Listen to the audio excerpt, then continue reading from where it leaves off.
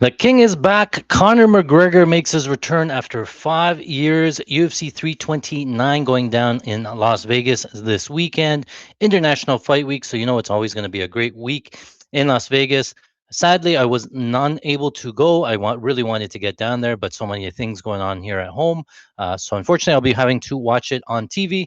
But nonetheless, it's going to be a great card. So what I'm going to do here today, Thursdays, I normally do my best bets and breakdown series here where I go through all of the betting lines available out right now.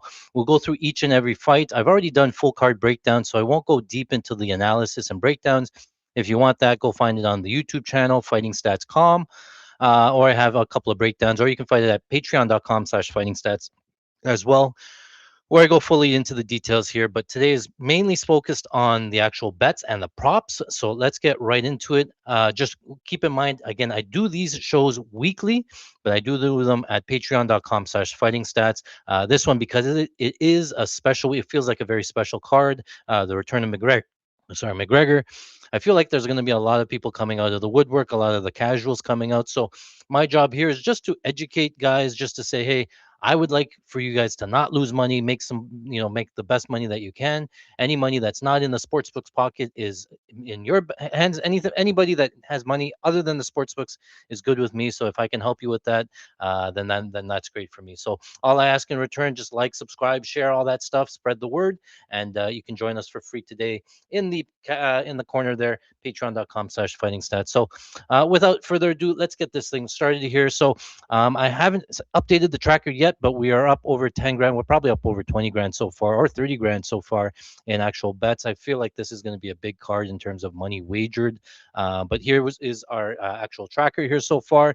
Again, we track every single bet by every event. When we track the type of event or the type of bet, prop bets, straight bets, round robin, same game parlays, long shot parlays, etc.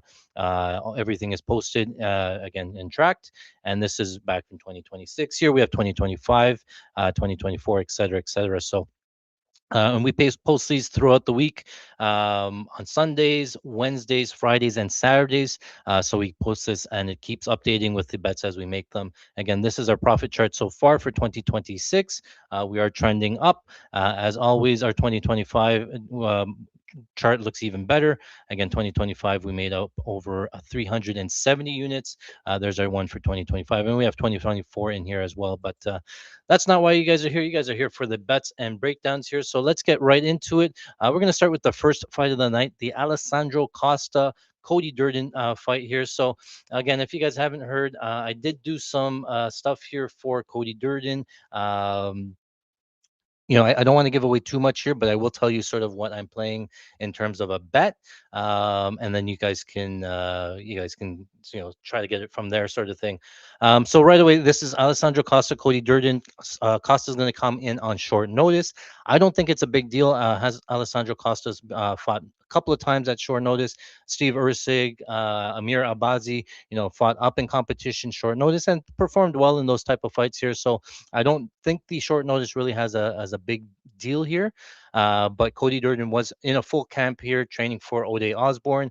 Now he gets the shift over to Alessandro Costa. It's a different opponent, different style of opponent. So it's going to run a little bit differently.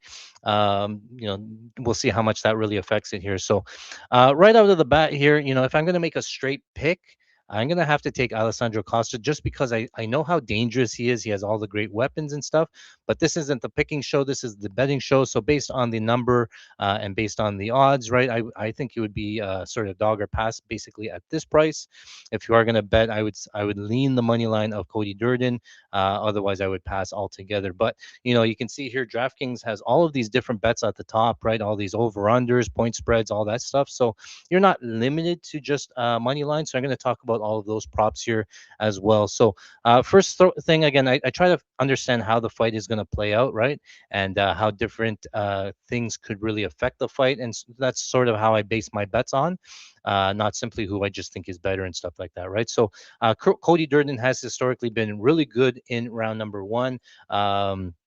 Often winning round number one comes out super aggressive, things like that, right? Alessandro Costa is very dangerous as well. He does work a lot of late kicks, and he's pretty strong. He looks pretty stocky and strong, very hard to take down, and he has some good power. He kind of a little bit reckless on the feet there, so I do think that this could be close. And then depending on who slows down or what kind of damage is done later on into the fight, it could go a couple of ways there. So first thing for me, if you want, again, I'll go through my list here in terms of picks. Again, my pick is going to be Costa, but in terms of a bet, it's going to be dog or pass. In terms of a confident line here for this fight, on DraftKings here, you have a couple of options here. One, I'm kind of looking at a total. First off, I think where are the fight lines here? Sorry, the under fight lines under the total here, the over 1.5 is minus 195. I do think that this fight goes a little bit later, so over 195. Sorry, minus 195 for the over 1.5. Or you could potentially look at, if you want something even more, fight starts round two, because we know how good Cody Durden is in round number one. Very competitive, right? Minus 310, right? If he starts to slow down, then you've already cashed your bet into round number two, minus 310. But I do again know it's kind of juicy, but again, this one would be categorized as the confident bet, right? Um, in terms of a value bet, if you want the best value that may or may not hit, I would be looking at a Cody Durden by decision. You can find this one at DraftKings plus 400. I think it's at FanDuel here at plus 470. So always make sure that you shop around. Here it is here, Cody Durden by decision plus 470 versus the plus 400 on DraftKings. So don't take that. Go over to FanDuel, play the 470. Um, in terms of a long shot play, if you want something really long, or a little bit, obviously Cody Durden points is pretty hefty as already at plus 470.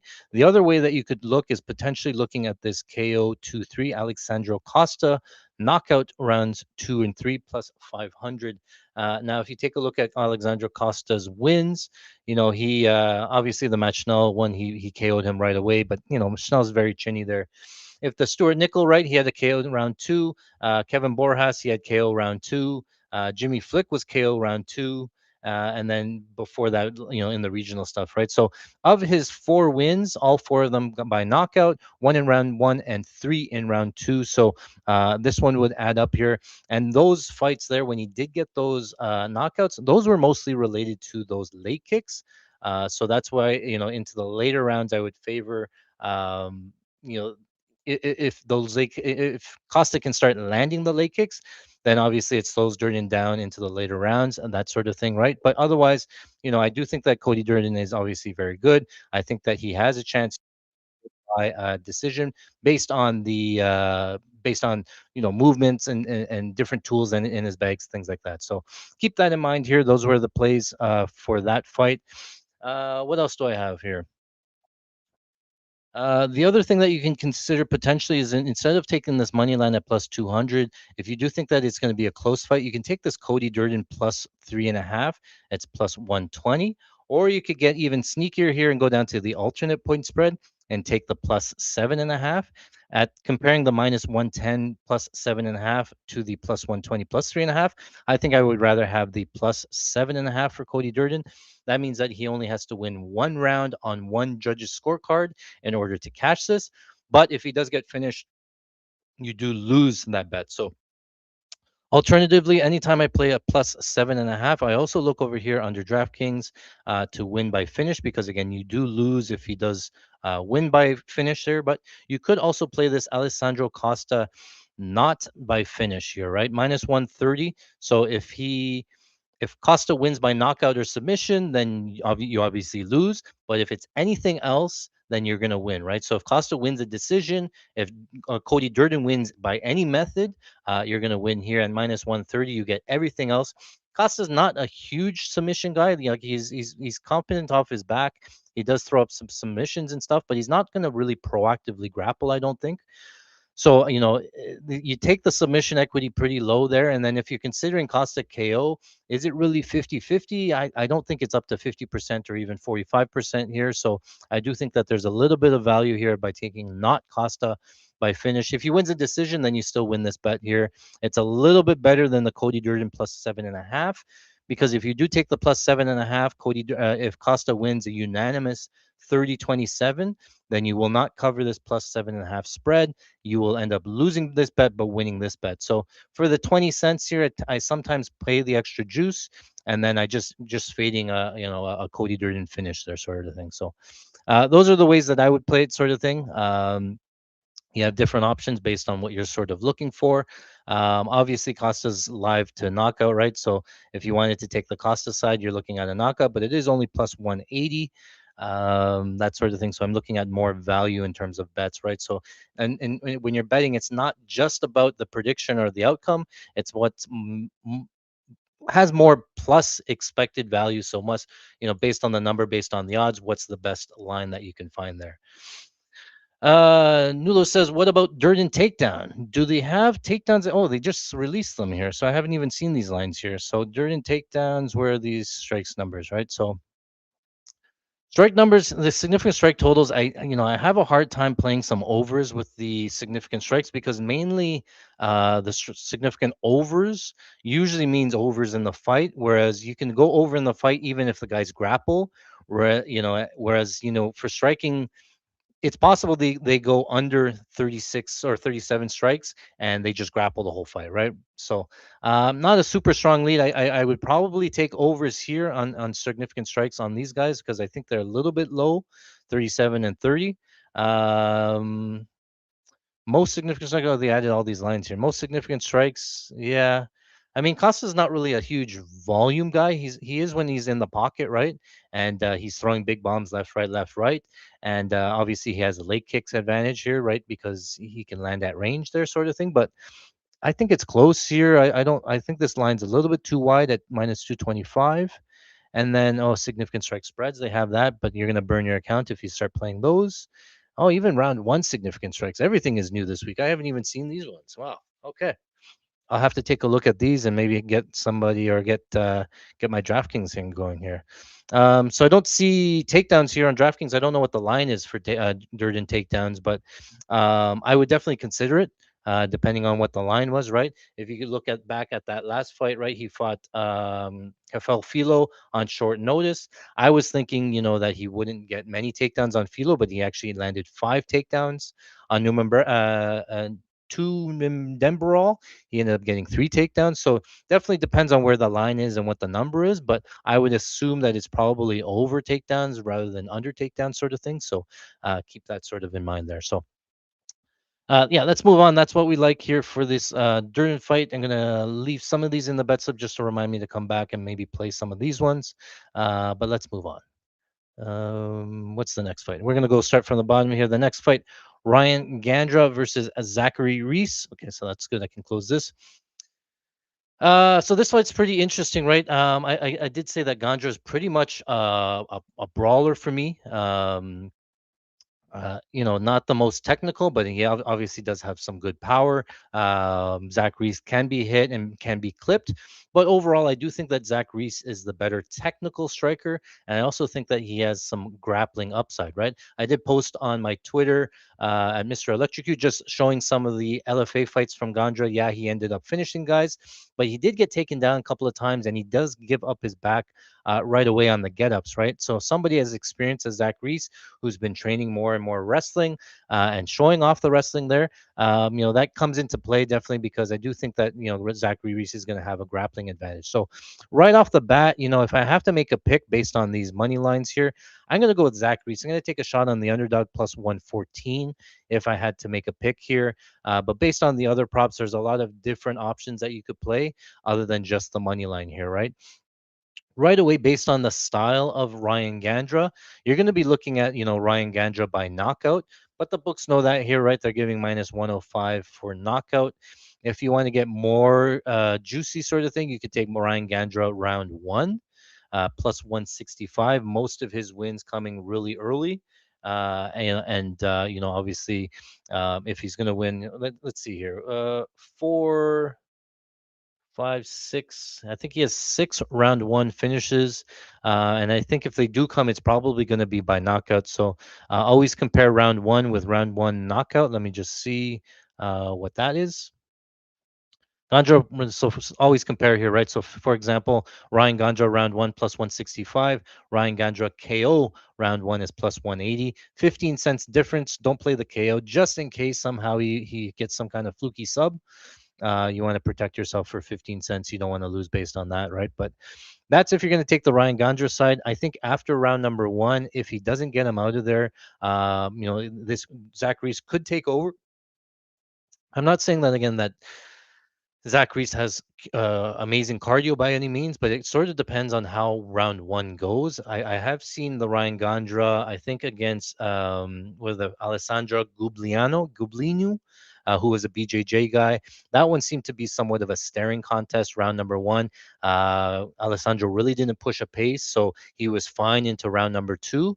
But if there is any kind of pushing of pace for Zach Reese, right, either a cage pushing or takedowns, or even Gondra punching himself out, then that's where you would look to Zachary Reese into the later rounds, right? So you would consider even if you go over to FanDuel.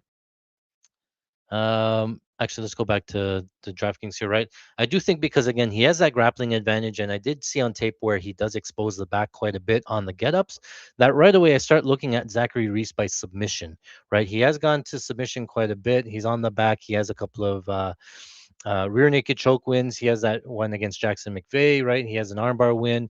Remember, he was close, or he had the armbar against Cody Brundage before he got slammed and KO'd, right? So I think that he is going to have a grappling advantage. I think that he can win by rear naked choke. It could be early. I think it could be late. So you don't have to get too creative. But, if you wanted something long shot, right? You could take a look at Zachary Reese submission rounds 2, 3 at plus 1100.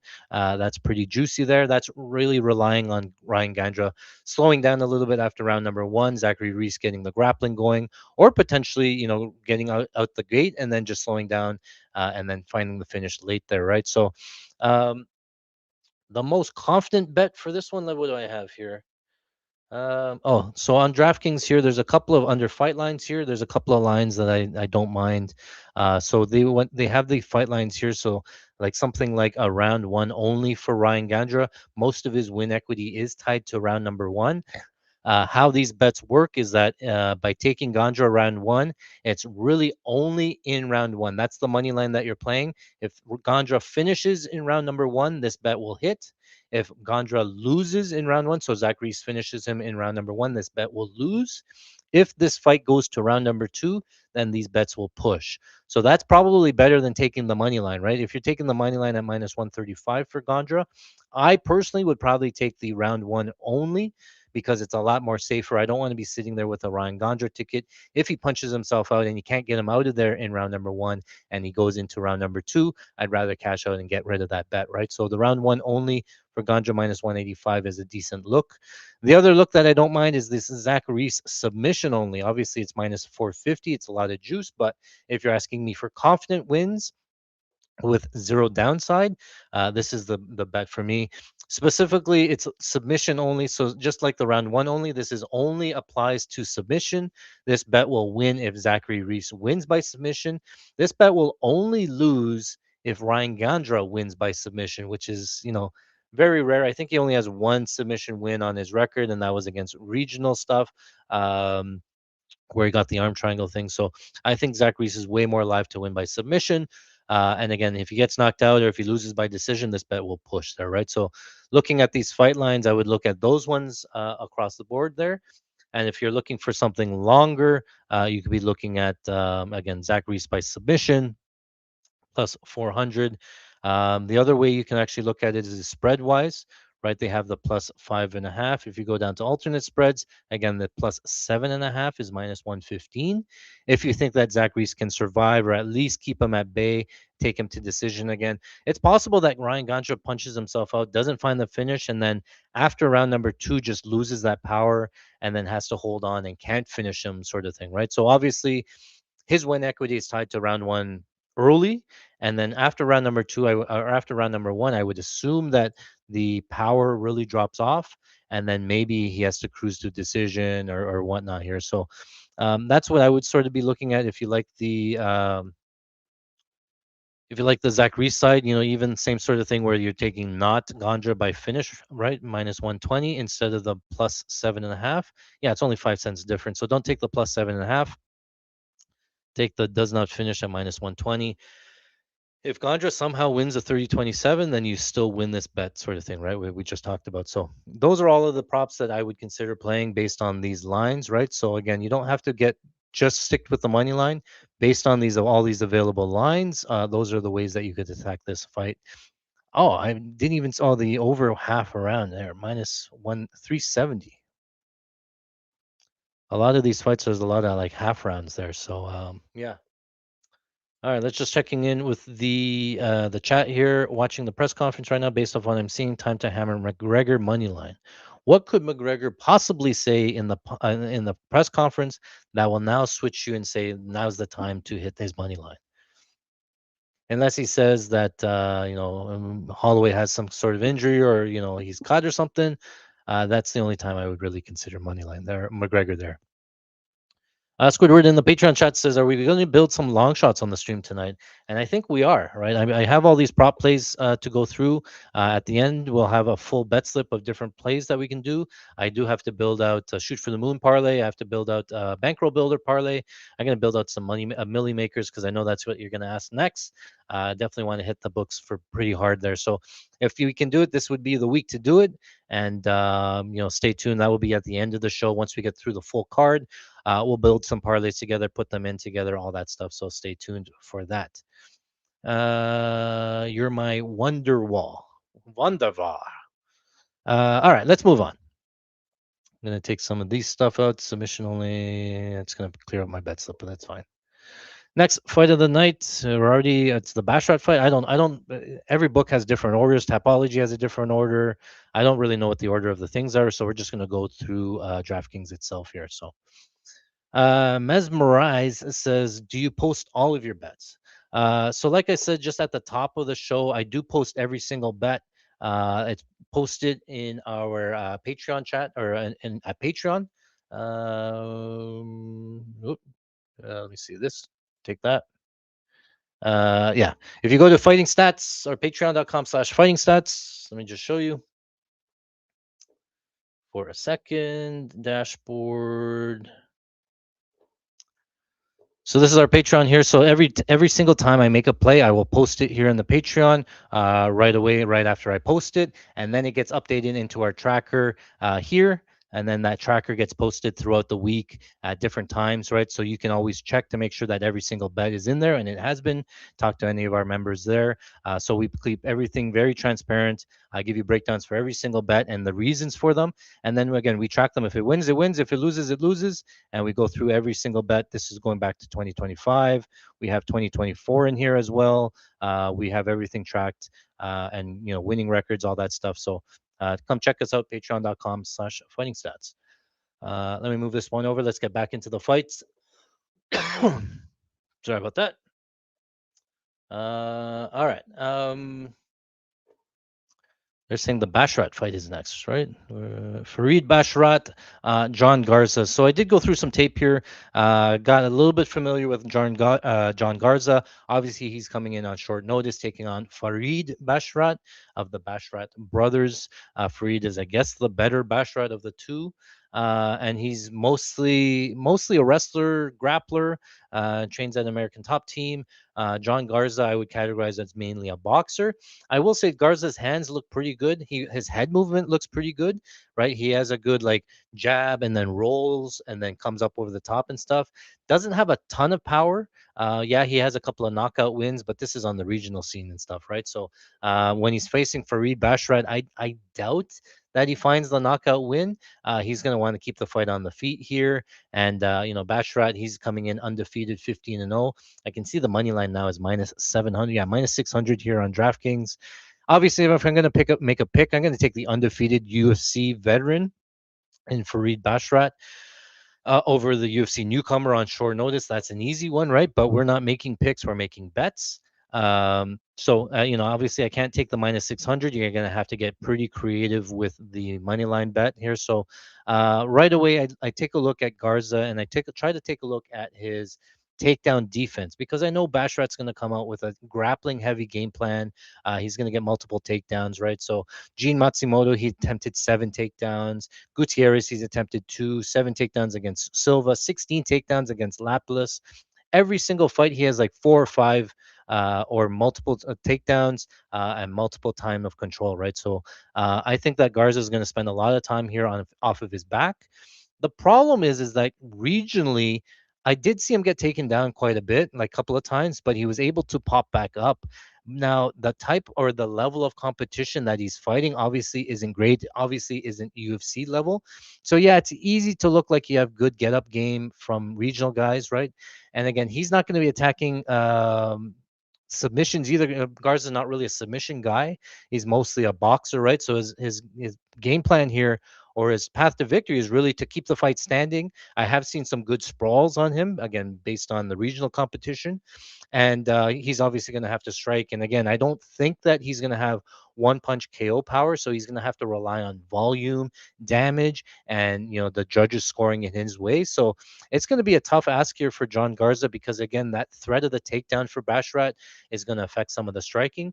The other thing to mention is that John Garza is again mostly a boxer, doesn't throw a ton of kicks, whereas Bashrat will stay outside in kicking range. He will circle around the octagon and throw kicks at range. And then when you come in close, then he's going to level change for a takedown, right? So I don't really see a ton of opportunities for Garza to get a ton of volume or damage off because he's either going to get kicked at range or he's going to get taken down and then controlled on the ground here. So again, Bashrat money line here. In terms of a method, everybody's going to point to Bashrat decision.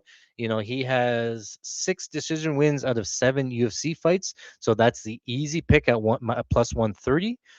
The problem is again that I don't really have anything to like a litmus test for Garza in that can he survive multiple takedowns on the ground against Bashrat?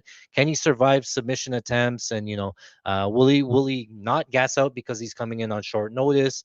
All these sort of question marks that I don't really want to lay plus 130 on decision when there's a possibility here that he either gets submitted or he could possibly even get knocked out here. I have seen Garza get rocked a couple of times on regional scene, right? Basharat does have some good striking. Obviously, he doesn't have any knockouts. He has one head kick knockout in his professional fighting career. He's mostly submission wins and stuff like that, right? So, again, I have a hard time laying the minus 600 juice, and I have a hard time just playing decision because I know a finish could be very live here. And then you don't want to play just decision for Basharat and then he, finishes them sort of thing, right? So, at that point, I'm looking at potentially maybe a minus 3.5 here for Brashrat, minus 250, because the minus 3.5 here will cover any kind of inside the distance win, a KO or submission. This bet will win. And if Bashrat wins like a 30-27 because of extended top time, that sort of thing, this will also win. There is a problem though because Bashrat does sometimes fight a little bit close. He doesn't really separate too much because he just doesn't have all that damage here. So I would also be cautious here about laying super juice here. And if Garza lands a big shot at any point, for example, potentially wins a round, then he could lose a 29-28, and this bet would lose here, right? So not super confident on any of these plays, basically straight up, because I do think that there's ways where it could hit, where he could lose, sort of thing, right? So not again, not super strong read, but if I had to play something for the sake of getting some action done, I would consider the minus 2.5 there. These fight lines over at DraftKings here, a lot of them going to be shaded over to Bashrat, so they're going to be super expensive as well. Finish only minus 650, decision only minus 1,000, first round only minus 750. Like it's super juice where I can't really even play any of these lines here, right? The only line that's kind of close is the knockout only line, but then you're playing free Bashrat knockout only against a boxer when Bashrat only has one knockout win, right? So again, not super crazy about that. The only way that you could potentially play this is if you maybe built out a same game parlay here, right? If you did like Bashrat to win and then maybe some overs, right? Maybe you think it takes Bashrat into the later rounds, right? So for example, if you take Bashrat and then the plus or the over 5.5 minutes, which is like just the start of round number two, you can get minus 185. So now you're going from a minus 650 favorite to a minus 185 favorite. Definitely more playable. Can he win in round one? Sure. Is he likely to win in round one? Probably not. So this is a way of getting more way or more action on Basharat or more action onto the fight. Otherwise, you can simply pass. But that would be the only way to consider for Basharat here is some kind of same game parlay here for me. Um, oh, do they have significant strike lines? Yeah, I would be wary of taking any kind of significant strikes because I think that again, Garza is going to spend a lot of time off of his back here, not really have the opportunities to strike. So I don't really see Garza going over a ton of strikes, but it's possible he does have some good volume. 28.5 sounds pretty low, so not jumping out of my seat to really bet anything there.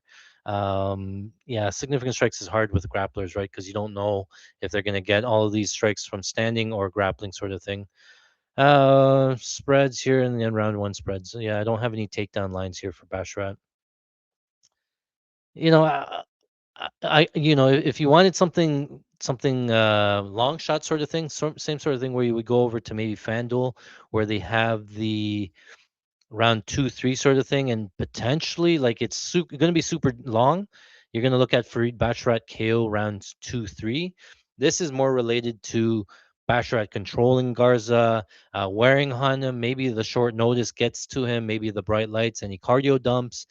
Maybe he just destroys him on the ground and ground and pounds him, sort of thing. At plus 1600, it could be worth a stab. I'm not saying it's super live or going to hit, but again, you're looking at a plus 1600 type of bet. If it hits, it hits, but otherwise it's not, right. So if you're going to ask me what's the most probable, it's probably Basharat by decision, and or like fight goes to decision. Even if you don't want to take Basharat, you can take fight goes to decision plus 104 instead of Basharat decision plus 130, and then you sort of get most of Garza's win equity as well, because his win equity I think is tied to a decision rather than like a big shot or big KO sort of thing. um, that's about it. Yeah, either totals, either overs or decision sort of thing. Nothing really stands out, but those are sort of what I would look at here for this fight. All right, moving on. XP says 10% ROI. That's definitely industry high. Actually, if you take a look at our 2025 lines, 2025 was up to 26% ROI, 25.8% ROI. And, it wasn't a specific, like, one parlay or anything, right? If you take a look at the profit chart, right, it's small profits over and over. It's consistent wins, right? You have a couple of big jumps, yes, but no real big losses. I don't go crazy. I rarely go over, 3 units per play. It's more, solid volume. Obviously, my numbers are in terms of volume are pretty high, and you can see like I'm betting mostly betting. If you take a look at here, your winning events, 30 winning events, 21 losing events. Average profit per event is about 3,500. Average ROI per event is 2.3, and my average bet size is $370. And you can see this percentage of bets more than 1 unit. Only 17.8% of my bets were more than 1 unit. So 80% of the time, I'm betting 1 unit or less, and it's just consistent wins, over that time, right? It's not smashing plays or anything like that. It's more consistent uh, over and over and sort of thing, right? And you'll see that I'll tend to have action on a lot of these fights because there are lines available to bet, and that's normally my strategy is based on all of these lines. I think I can find something with some value, and then I get into every fight there, sort of thing. Says 25%. How many bets do you give? I give them all. That tracker there is every single bet that I posted at our Patreon site last year. The 10% is everything I posted. There's everything I have in that tracker is everything that's posted. And sometimes I'll take some shots and stuff, and then I'll tell you guys like, hey, I'm playing this millionaire maker. It's not an official play, but I like this parlay sort of thing. And then I won't track that, but I'll tell you up front to say like, yeah, I'm gonna go degen mode and throw some bucks on these parlays. I don't want them to count because if you see me catching $1 million in one parlay, you're gonna say, that's where he got all his money and stuff from anyway. So, yeah. Moving on, Damian Pinas, Cesar Almeida. Not a, I find this one very interesting, and I'm not surprised, but surprised that the line is so wide. I've been trying to hold off on the Cesar Almeida side because the line keeps on climbing. And not surprisingly, a lot of people liking Damian Pinas here, right? And I have a hard time laying the juice. If I make a pick, straight pick, right, no money involved, sort of thing, yeah, okay, I can pick Damian Pinas because he's faster and younger. But again, we're not in the picking game. We're in the betting game here, right? So if I'm gambling and I'm picking a side, money line wise, for me, it's dog or pass for sure. It's either Cesar Almeida plus 210 or I'm passing. And I can't lay this minus 260 because there's just too many question marks on the penis side for me to really like that. I know that the captioning is going to call piñas, or I don't see any niñas here on the end, so I'm going to call it pinas, not piñas.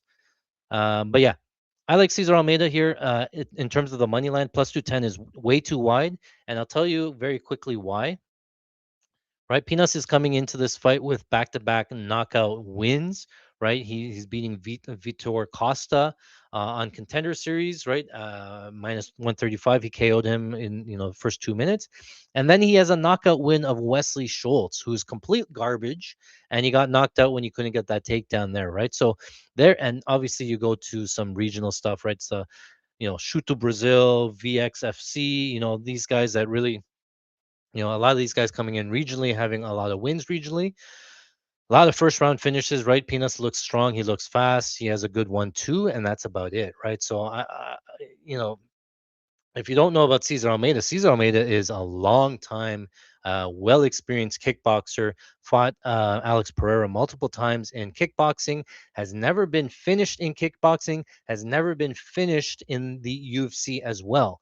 Now he's coming in against Damian Pina, so again, very raw.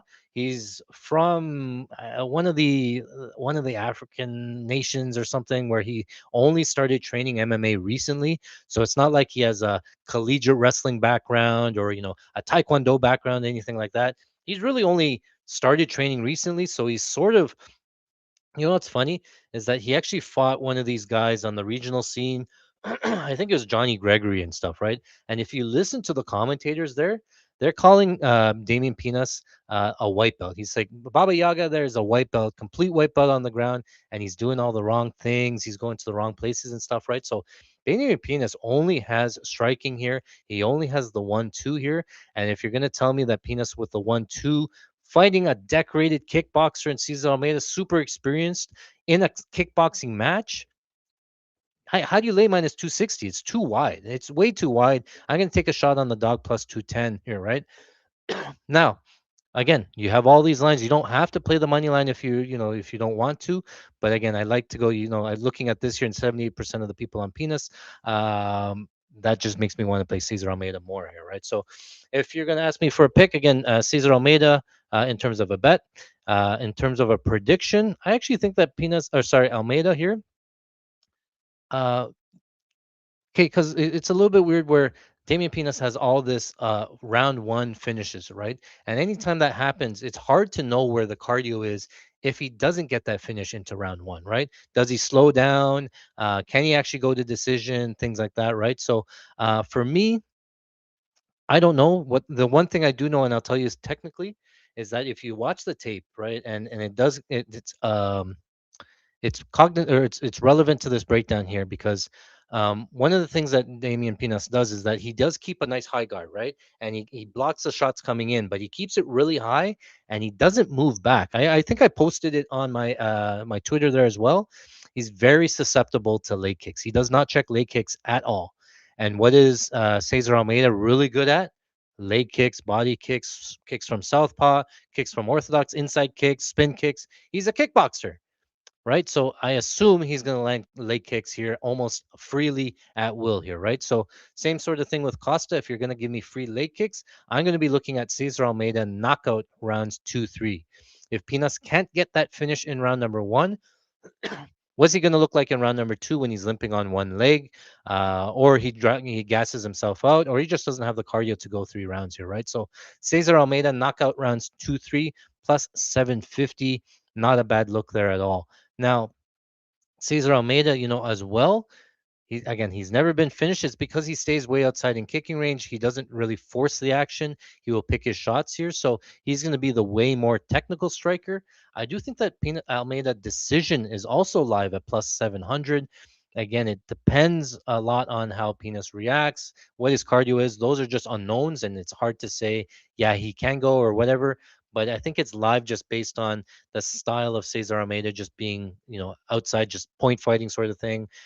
Could he knock him out? Sure. Cesar Almeida can knock him out. I doubt he wins by submission. So it's either Cesar Almeida by knockout late, Damian Pinas by knockout early, all that sort of stuff here, right? So, yeah, Dixon's here, my boy. Okay, so yeah, I'm going to take, if you want a long shot play, either the Cesar Almeida decision, Cesar Almeida KO 2-3. If you like the Damian Pinas side, you would go over to fight lines. This would be the only way that I'm playing Damian Pinas is this round one only line, minus 450. Again, super juiced, but that's I don't want to be holding a Pinas ticket. In the when the fight goes into round number two, rather just him win round number one and great, right? But yeah, you're telling me the guy that's never been finished gonna come into the UFC and automatically just finish him? It's possible, right? It's definitely live. If you want to take Peanuts or something, later, Peanuts round one plus 200, obviously, very live based on what we know of Damien Peanuts. Winning method, Peanuts. Where's the fight parlays here? Peanuts KO one plus 225. Yeah, just take the round one. Those are the sort of lines that I would take a look at, right? That's round one only, and then maybe potentially live bet Cesar Almeida here. But I'm going to take the plus 210 shot on the dog. Um, the other way to look at it, again, if we take a look at winning method, you take the not Pinas by finish. You're getting a lot of hype on Damian Pinas to win by knockout based on a knockout of Wesley Schultz. Would it surprise me? Um, you know, Cesar Almeida's never been finished. This is a good line at plus 105. You get all of Cesar Almeida's win equity. Does Damian Pinas probably win a decision? Probably not. That sort of thing. But you're getting plus 105 and you fade a Damian Pinas KO. He's not. He's never going to win by sub. So is his KO equities? 60%, 65%. I don't think so. Not in this type of matchup here. The other way you can look at is Cesar Almeida here is this decision only line, right? It's still plus money at plus 130. How does Damian Pinas win a decision? It would have to be multiple 1-2s. It would have to be rocking Cesar Almeida multiple times, hurting him multiple times, and then not finishing him. And then either surviving, right? It would have to be maybe like two, maybe three knockdowns or two or three big strikes. I highly doubt that Damian Pinas is going to be the better technical striker where he can outpoint Cesar Almeida to a decision and stuff, right? So this is the way that you can play Almeida. It protects you here if Pinas gets knocked out right away, or sorry, Pinas knocks him out right away, then this bet will push. I do like this line here quite a bit here. Decision only here. Obviously, different ways of playing it based on how you think the fight's going to go. But again, this is why we excel here at Fighting Stats because we can attack all of these different props at different ways, right? Rather than just taking straight money line there. So all right, let's get back to the chat here. Dixon Sider's coming in. As always, Art's talking about Peanuts. Yep, Peanuts, and the next fight's going to be Wong, right? So all week, that's what we're going to do here. Briscoe from X says, I got Almeida too. Yeah, big dog money. It's hard to take away the dog money here.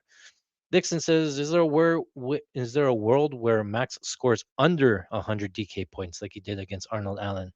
Like if they just spar so he gets the rematch, so he's always calling for it. I'm not super familiar with the DK scoring, but I think if he finishes Connor, then he gets the finish bonus. If he doesn't finish Connor and it goes to decision, then he probably gets significant strikes bonus. I think he probably goes over his points, right? So, he probably doesn't get takedowns, probably doesn't get control, probably doesn't score much for knockdowns, maybe one or two. But if you're looking at win bonuses, things like that, it's possible.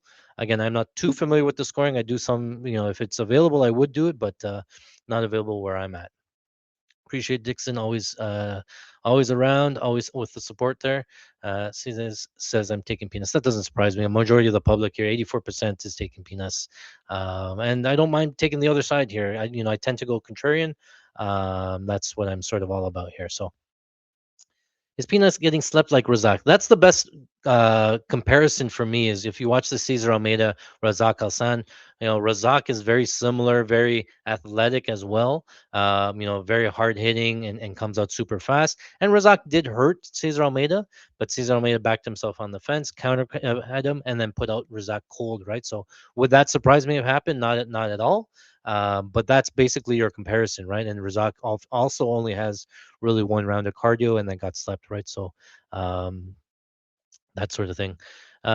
Being overconfident in his chin. Yeah, we don't really know. His chin's never been tested. Cesar Almeida is by far the best striker that Damian Pinas has ever fought. I can see him having trouble either with the range or the distance or just being just too technical here.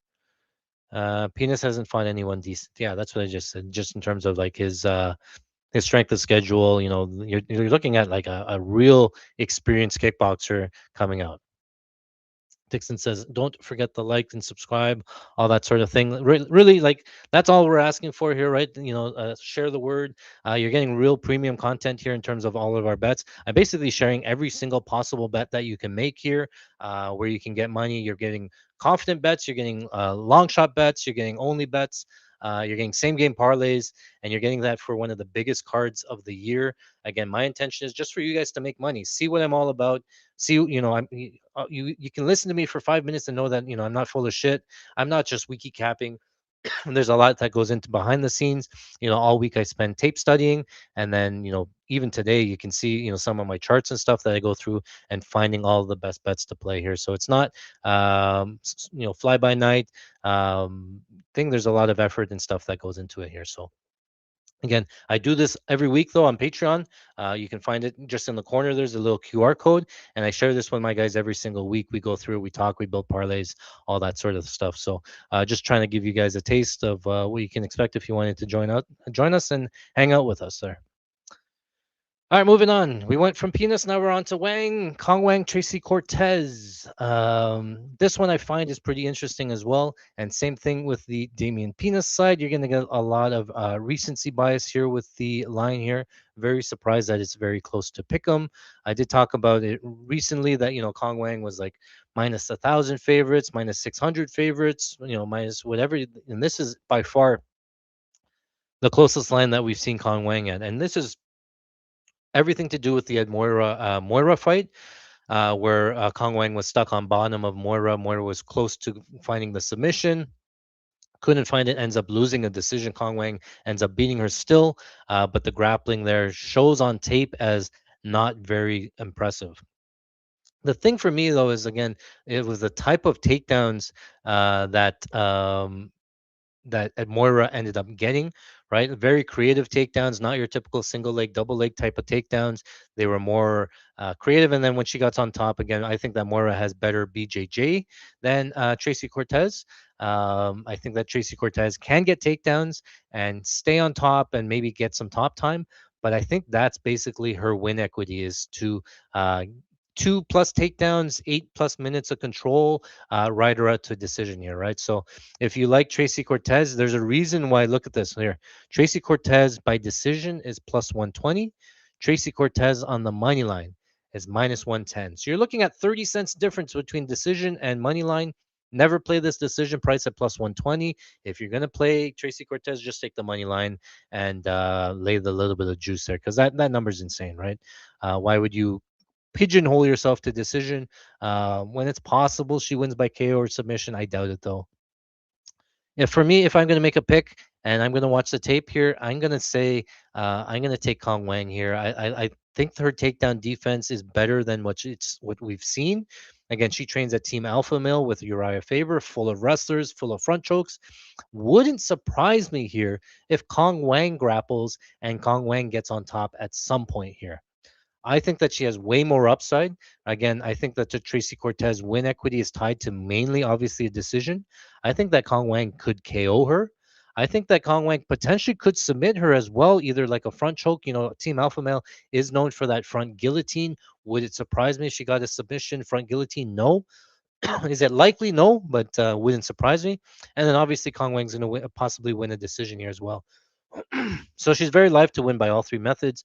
Remember, Tracy Cortez did get dropped by Rose Namajunas by a single jab, and Kong Wang is definitely the better striker than anybody that Tracy Cortez has fought there. Is Tracy Cortez boxing getting better? Sure. Is it the best? No. And is it better than Kong Wang's? No. So Kong Wang's going to have all the striking upside, and has all the damage upside. And I definitely think that she could win late.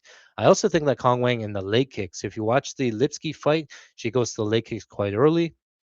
Lipsky ends up limping on one leg into the second round, I believe, and then was just a one-legged fighter there, right? So, have we seen Tracy Cortez really have to eat a bunch of leg kicks and try to grapple? Right, the grappling comes so much harder on one leg. You can't really push off and get that single leg or double leg on one leg. So, I like Kong Wang here on the money line. I'm going to play her to win.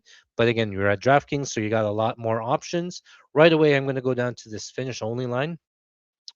We talked about how Tracy Cortez's win equity is tied to a decision.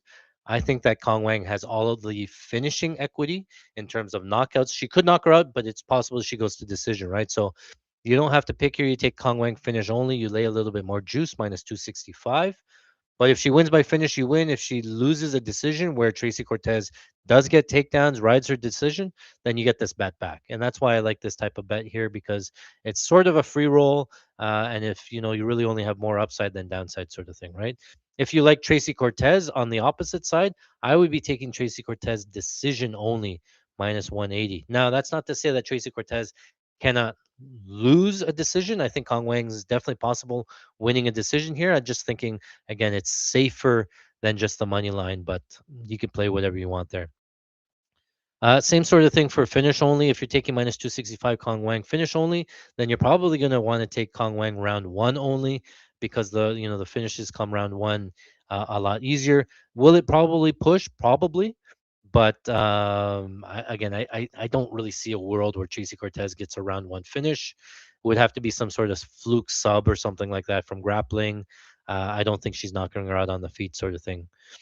This one surprises me. Kong Wang, look, here's the favorite to win by submission.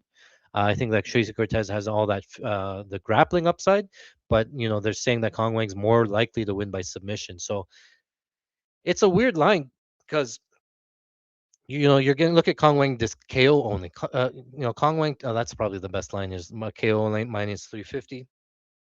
I don't see Tracy Cortez knocking her out, minus 350. But big favorite to win by knockout, even a favorite to win by submission, a big favorite to win in first round, and big favorite to win by finish. But you're getting a pick'em line on Kong Wang, right? So right away you know that she's going to have all the upside, and Tracy Cortez is tied to decision. So potentially you could look at like a Tracy Cortez by split decision.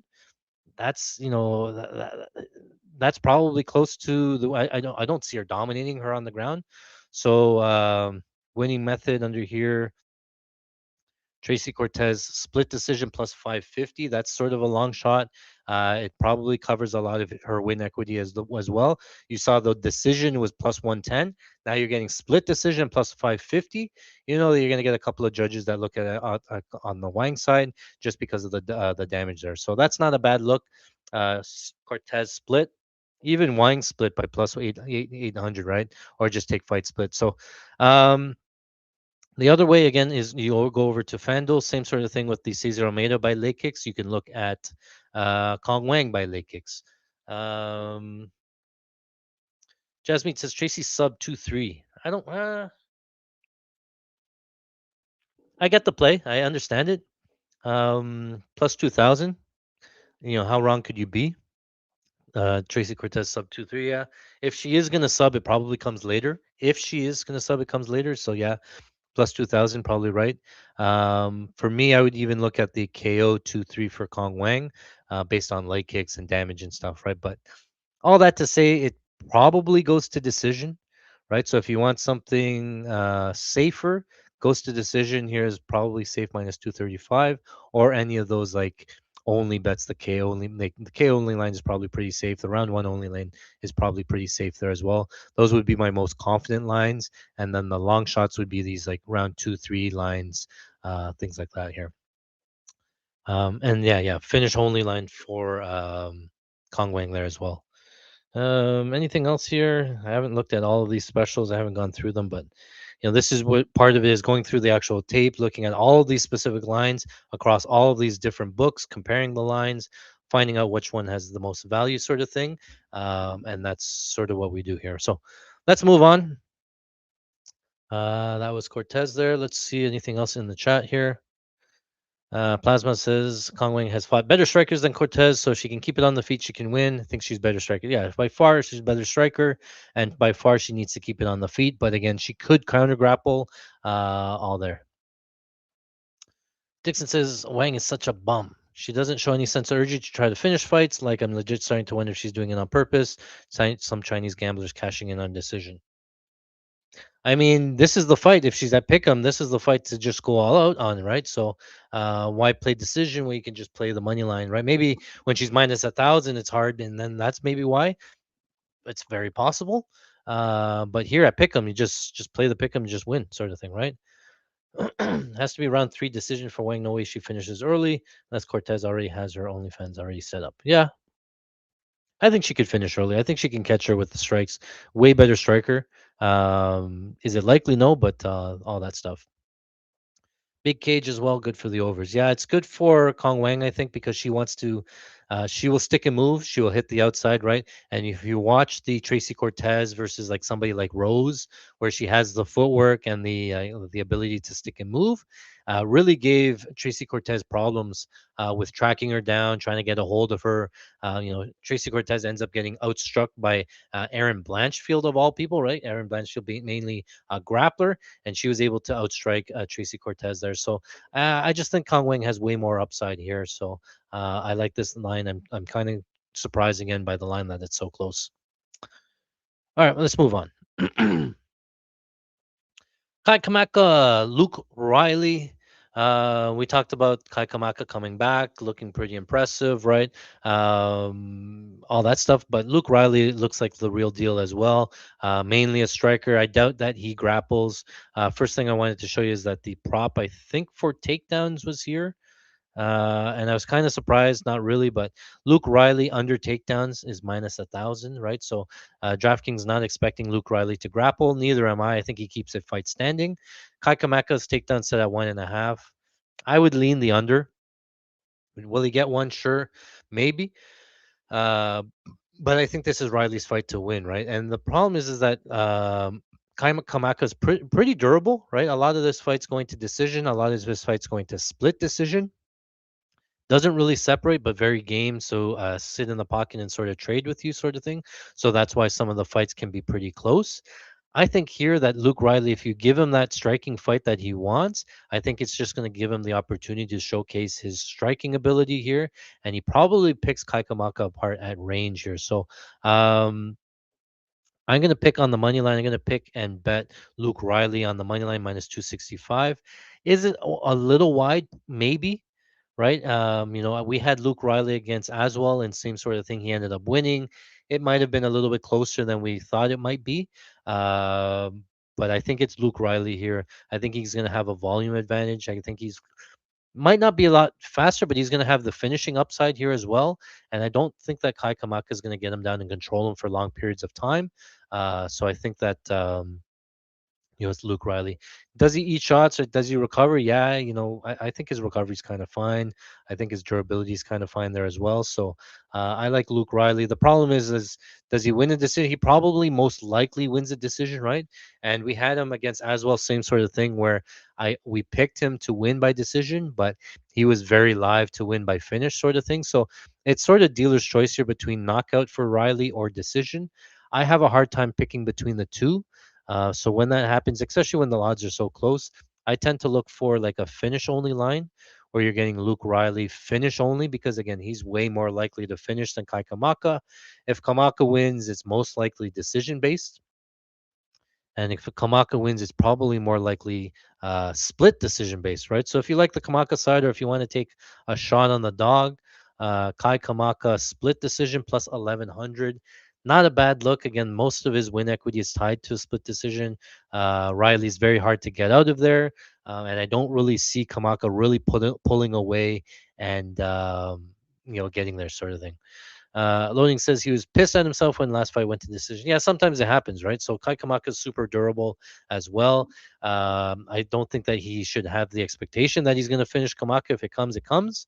But I could see him most likely winning a decision, outpointing him, all that stuff, right? So yeah, I like Luke Riley. My prediction is going to be Luke Riley by decision, but it wouldn't surprise me if he finishes. That's why again I look at that finish only line. Most confident play. What do I have here in my chart? Oh, Luke Riley on FanDuel finish only minus 320. So that's not a bad line at FanDuel. It's better than the 450 at DraftKings here, right? FanDuel decision no bet minus 320. That's probably my more confident play. And if it goes to decisions, if Kamaka wins by decision, this bet will push, sort of thing. Could he finish late? Sure. Plus 500 KO 2-3. He could finish early as well, right? So he does have some power, but Kai Kamaka is pretty durable. I'm expecting a decision here. I also expect Kai Kamaka to get some good volume off. So significant strike lines here. Again, I'm expecting 15-minute striking battle here, and I'm expecting Kai Kamaka to not really run too much from it, right?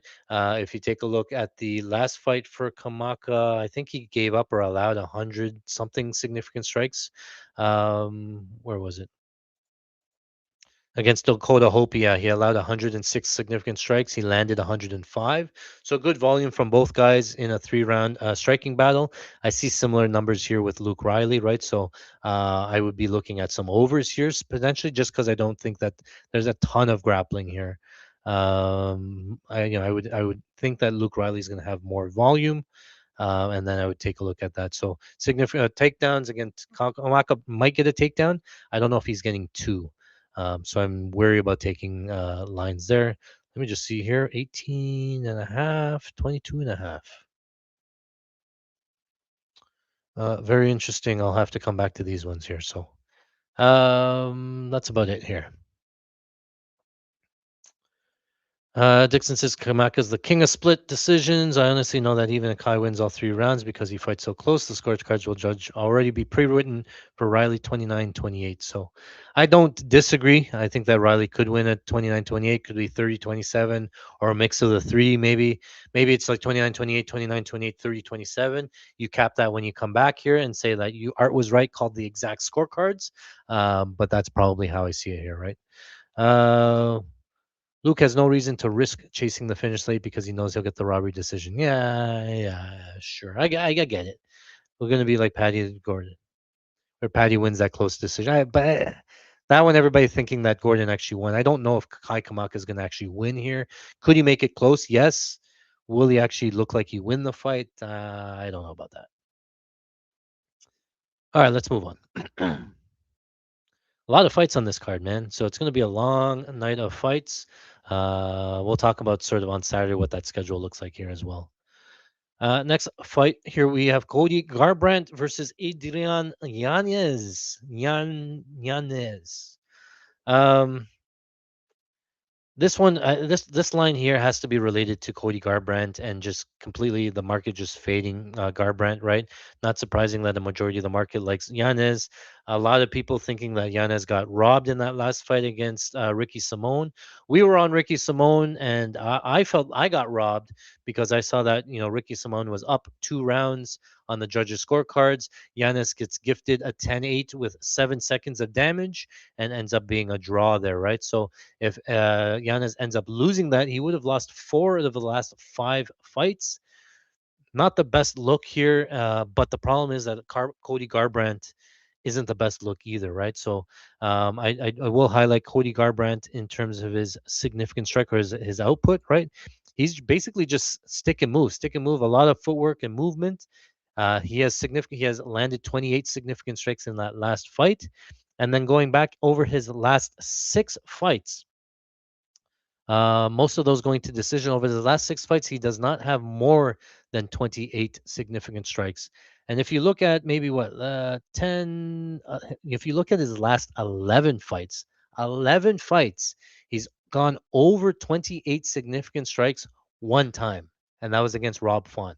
He just does not have enough volume for me, and he doesn't have at this point of his career the striking. Like it's okay if you have low volume, but you have granite in your fists and you can one touch guys to death. But he doesn't even really have that here, right? So now it's Cody Garbrandt relying on the grappling and the wrestling here.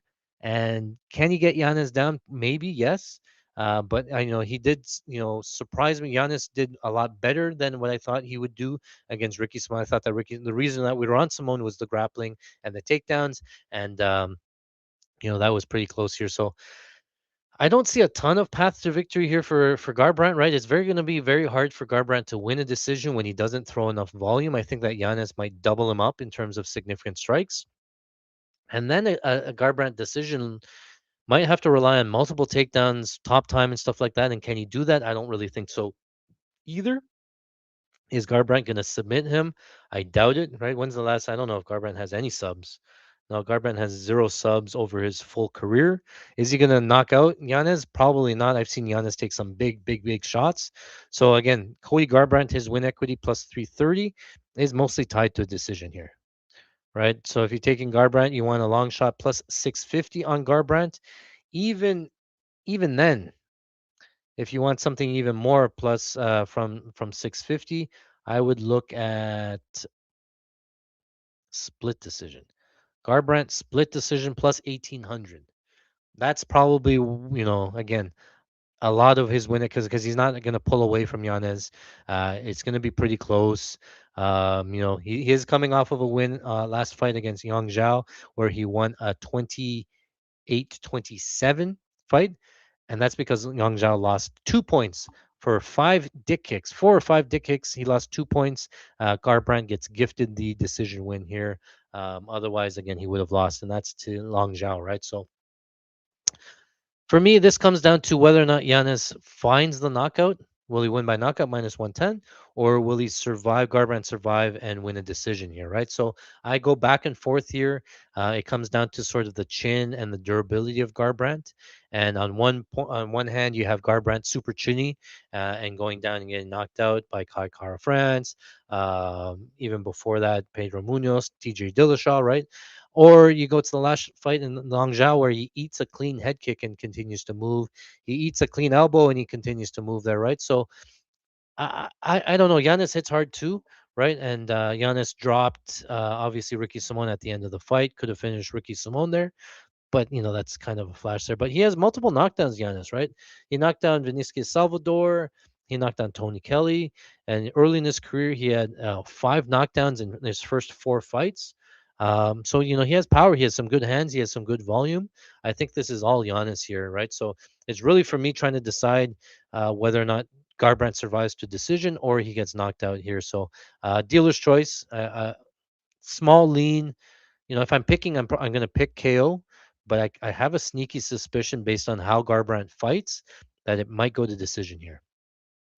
So the other way that you can play it is potentially like a spread bet because Garbrandt really doesn't pull away and stuff. But he did win a round against Long Zhao, and that's how he went in the fight there, right? So I'm a little bit worried of laying the -3.5 at -225, right? There's a lot of juice, and he has to win a clear 30-27 or finish him, right? Or you can look at these like only lines, right? -7.5 maybe. Some finish only lines are obviously super juiced. Maybe same sort of thing where you're looking at same game parlays based on some lines and stuff. Because again, Garbrandt's not going to crash the pocket early. He is going to like make you fight and make you chase him, sort of thing. Can Giannis clip him at any point? Yes. So it's hard to tell when that knockout will come if it comes. Yeah, I like Giannis. I don't really like the price tag on him. This is more related to Garbrandt. Can Garbrandt win? All that stuff, yes. But I'm not going to be playing that straight up here. Giannis finish only is probably the most confident play, but it's -425. Um, Giannis decision is probably the best value play at plus 200, but it probably doesn't go. If you want, you can also take fight goes to decision plus 130, and then you get all of Cody Garbrandt's win equity as well, because again, he's most likely to win the decision. Those were sort of how I would look at it, but if he finishes them right away, it doesn't surprise me at all here. And again, same game parlays or things like that. So, yeah, let's move on. Fred says art is a little fart. I don't get it. F art? I don't get it. Garbrandt is going down. Bloomberg says, or Bloomdog says Garbrandt's going down. Yeah. Even with the 2 points, he still lost that last round, which he should have been a draw. I mean, I don't think he did lose the last round. It's because he just cruised. I think he was up around, or it might have been 1-1 going into 3. Does that make sense? Anyways, I can't remember what the scorecards there were. Dixon says, "Hear me out. You know, Herb Dean has been under fire and under the microscope for not punishing fouls multiple fights recently, so there's no title fights. He may take a point on Saturday." Um, I could see that. I could see that. Now the problem is that which fight, right? And I think on DraftKings you have point deduction here at plus. Where is it? Oh, it's not here. It's point deduction. I think is usually like plus 2,000 or something like that. But then you have to pick which fight it is. I'd rather maybe take a stab on draw, because if there's a point deduction, then draw super live and all that stuff at plus 8,000. But yeah, I could see that. I could see that. Well, I'll have to think about who could lose a point potentially based on fouls. Maybe see what fight he is. Yeah. Again, I've been pounding the table for it to say, like, I need to know what referees are assigned to what fights. Like in football, even in soccer, you have the list of guys who are going to be the referees. Why can't we get it for MMA? Why is it like so secretive? And why am I only finding out 5 minutes before the fight happens who the referees are? Everybody knows, so they should be able to tell us here, right? So Frank says, "Have I gone over the Kong?" Yeah, we did. We're going from the first fight up into the main one, so you'll have to wait for the replay. I won't go back over that there. And then says, "Don't he refs the main?" Yeah, it's possible, right? For those that don't know, they had the UFC or MMA awards there last night, and they had all the Hall of Fame induction ceremony. Mark Goddard getting Referee of the Year. Herb Dean not in. I don't even know if he was nominated. I don't even know how it works, but I saw that Mark Goddard got the Referee of the Year award. I guess so. I don't know. All right, let's move on. Where are we here? UFC odds. What happened? Just checking my Patreon sites. No, Cody should have lost 30-27 there. Max bet for Gain's next fight. Gain's next fight? Oh, Max bet the point deduction, I get. Yeah, yeah. Bullish says, the best in the business just woke up in UK time. Will rewatch from the start. Appreciate the work and insight in the event. Best of luck. I'm on Karner plus 280. I'm biased. Any live bet stream are on Patreon. Yeah, I'm gonna talk about that.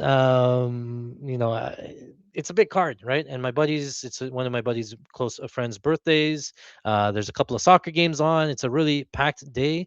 I haven't decided whether or not I'll be home. I'm probably not gonna stream on YouTube.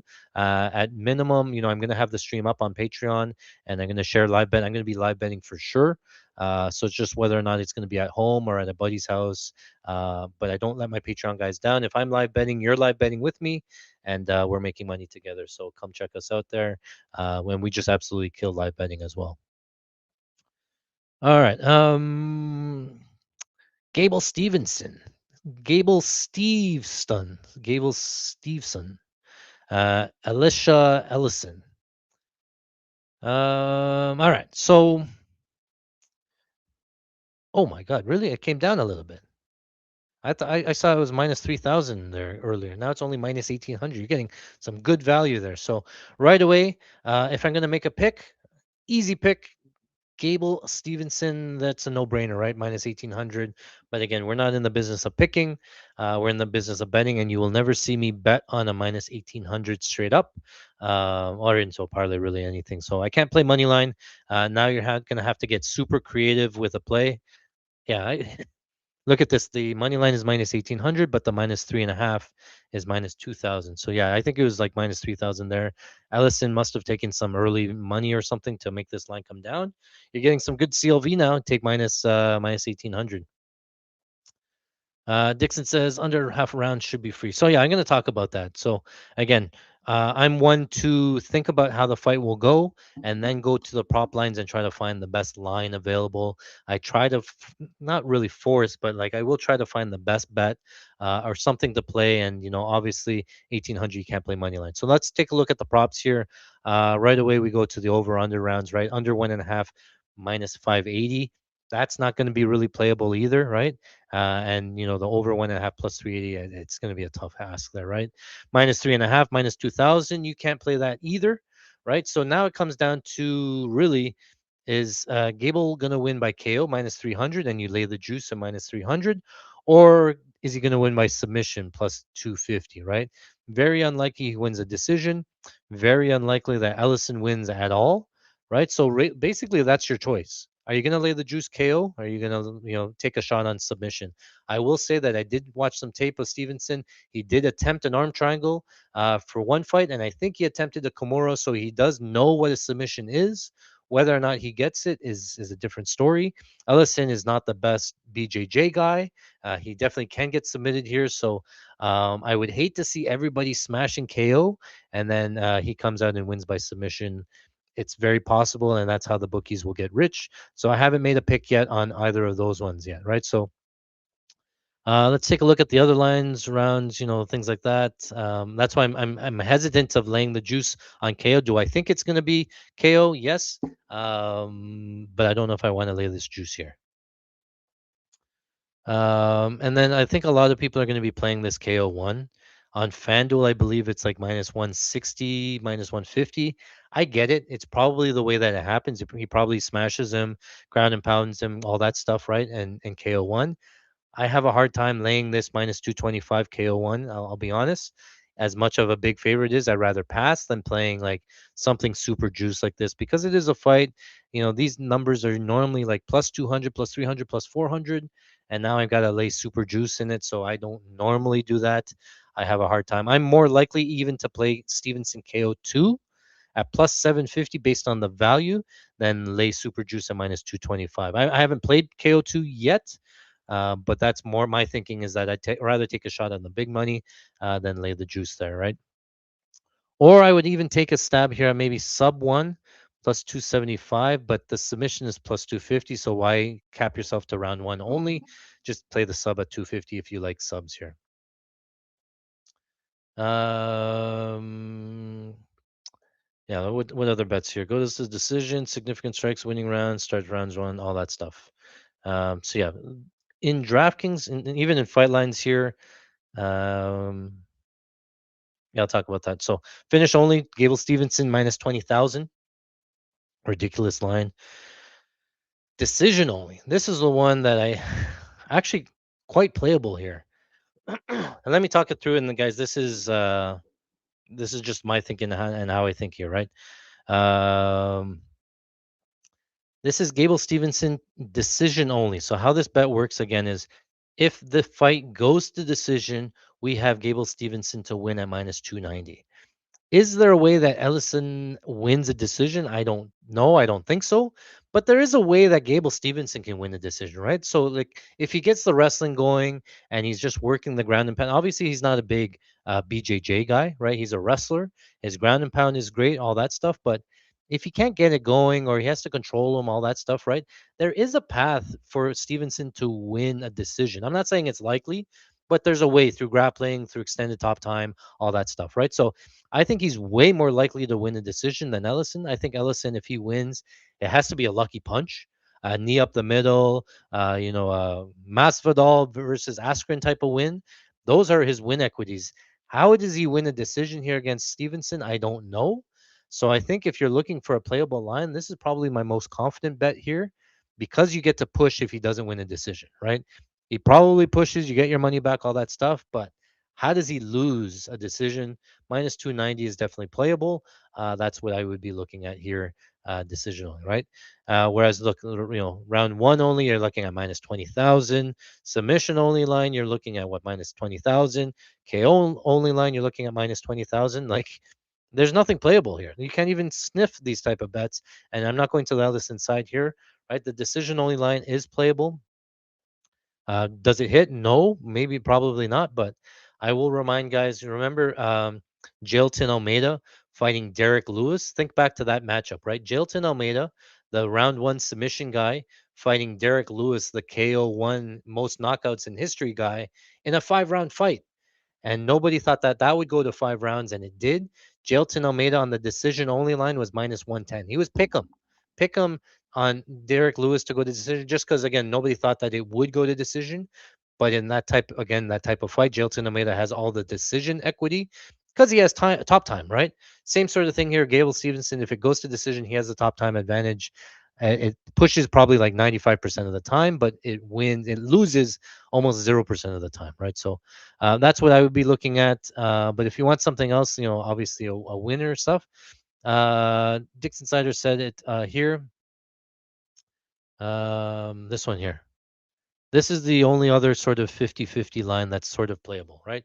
It's over half a round or under half a round, over minus 160 or under plus 120, right? And I can tell you right now that historically for me, I'm almost always a contrarian guy.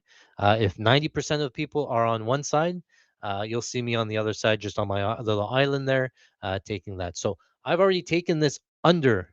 Sorry, I've already taken the over half a round. I think it was on FanDuel at minus 145 ish. When's the last time you've seen half a round, right? And it's not enough for me to take, total rounds here, FanDuel, half round. It's moved a little bit. I think it was 45, 145 or something, but I need to fade 2.5 minutes. And, I'm thinking about it. Could you fade him? Yeah, probably, right? But Gable Stevenson's 3-0. He's fighting regional cans at 3-0. Is Ellison better than a regional can? Probably slightly. Did he get finished under 2.5 minutes in that last fight against Pericic? Yeah, but it's just a value thing for me. Under half round, you give me 2.5 minutes. I pick him. I'm gonna probably take that most of the time. So I have a small play on over half a round. I think for me, if I'm Gable Stevenson making my UFC debut, coming in as an Olympic wrestler, I want to show people that I can strike. I want to show people that I don't necessarily just need to go into my wrestling right away, right? And maybe he's like Hamzat Chimaev, where he comes out, shoots a takedown, 5 seconds in, just absolutely destroys him, or he gets his feet under him, like he gets rid of the octagon jitters. He tries to stand there a little bit. You have 15 minutes to work. Why are you gonna, go all out right away for a takedown, right? So there are a lot of ways that this can go over. Obviously, there are ways that they can go under here, but I'm not pounding the table for the over. Just it's half a round. It's 2.5 minutes, and it's two guys, grown men fighting. I'm going to take a little shot on the over, and that's really basically for action. There's nothing else playable here. There's no other lines that really say like come play me based on whatever.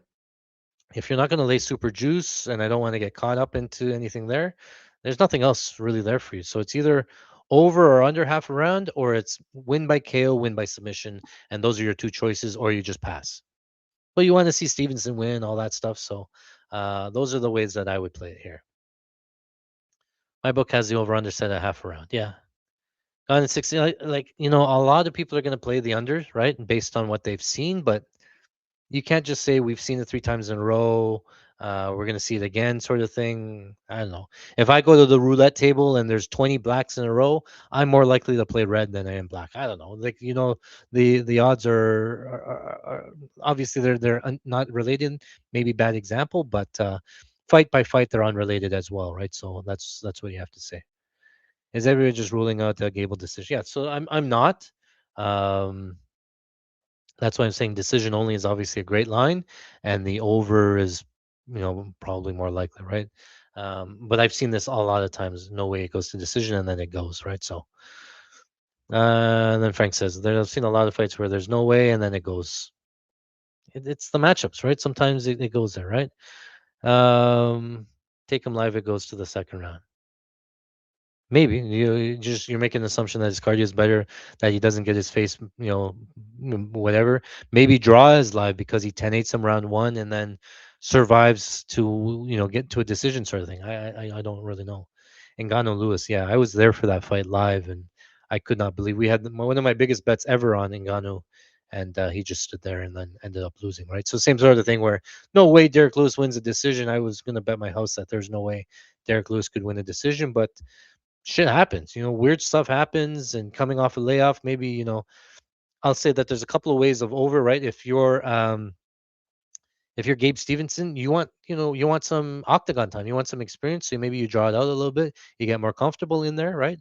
And if you're the other guy, you just want to run, right? Run for your life for 3 minutes.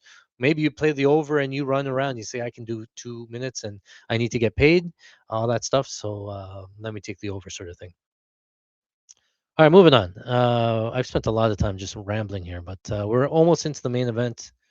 Uh, this one, I'm working on this one. I get it. Yes. I understand it. Yes. And I agree. Yes. I just don't have a way to get down yet.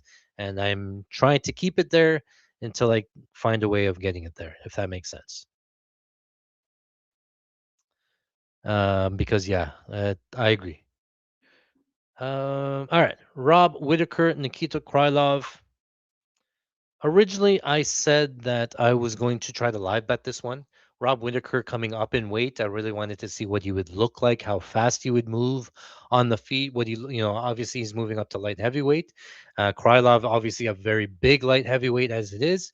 And Rob Whitaker kind of struggles against guys that are super physical with him and can push him around and things like that, right? But at the end of the day, it's Robert Whitaker, former middleweight champion. He's fought some of the best competition and lost some of the best competition versus Nikita Krylov, who's super chinny as it is, leads with his head, wide open, sort of square stance, and not really the best everywhere.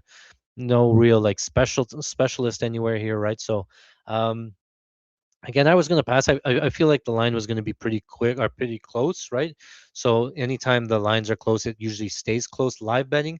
And then I get, at least a minute or two to see how Rob Whitaker moves. I can see that he's way a lot faster, or yeah, he's going to struggle. Krylov comes out with a grappling heavy or at least a physical game plan. And then I can adjust and sort of bet from there rather than coming in blind. But I get that Rob Whitaker is going to have a lot more upside. I feel he's going to have. I believe he's going to be more likely to finish because I think that again, Krylov's chin isn't isn't the best. I think that Whitaker can find the chin. Obviously, moving up in weight, he's a middleweight now. He has to get middleweight power against a big light heavyweight. Does he knock him out? Maybe, maybe not. It sort of depends on how bad that chin is. And I watched the Krylov fight, that last one against Bukauskas, on slow motion. I didn't think that Bukauskas really hit him clean. A lot of the shots like glanced off the shoulder, or he rolled with it, sort of thing. So I really don't know if Krylov's chin is back or not. It didn't look like it really got tested enough for me to say that. So all that to say, if I'm gonna make a pick, I'm gonna pick Rob Whitaker. I lean his side, but I think again there's a better way to play that than just taking his money line. I think that you can go down here to finish only, or even KO only. I think this is the way to play Rob Whitaker here, right? I think even the KO line minus 160, because again, he could. I think he has the durability advantage. If Krylov's chin is completely gone, then Robert Whitaker way more likely to win by knockout. I think Krylov, if he does win, it's mostly related to cage pushing. It's related to grappling. It's related to just being bigger and physical and coming out with like a takedown heavy game plan, that sort of thing, and potentially winning a decision here, right? So if Krylov wins, I think it's tied to a decision. If Rob Whitaker wins, I think it also could be a decision just from being faster, throwing more volume, sort of thing. But it wouldn't surprise me if he knocks him out on the feet there as well, because he's going to be the better striker. Maybe he lands a head kick, all that stuff. So hard for me to choose between KO and decision because it really depends on how Krylov's chin is at. So that's why I kind of like the finish only more because I don't have to pick between the two. If he finishes him, great, I win. If he goes to decision, great, I get my money back, sort of thing. So dealer's choice. It's close odds for a reason. Here you're basically betting on, Robert Whitaker's going to land.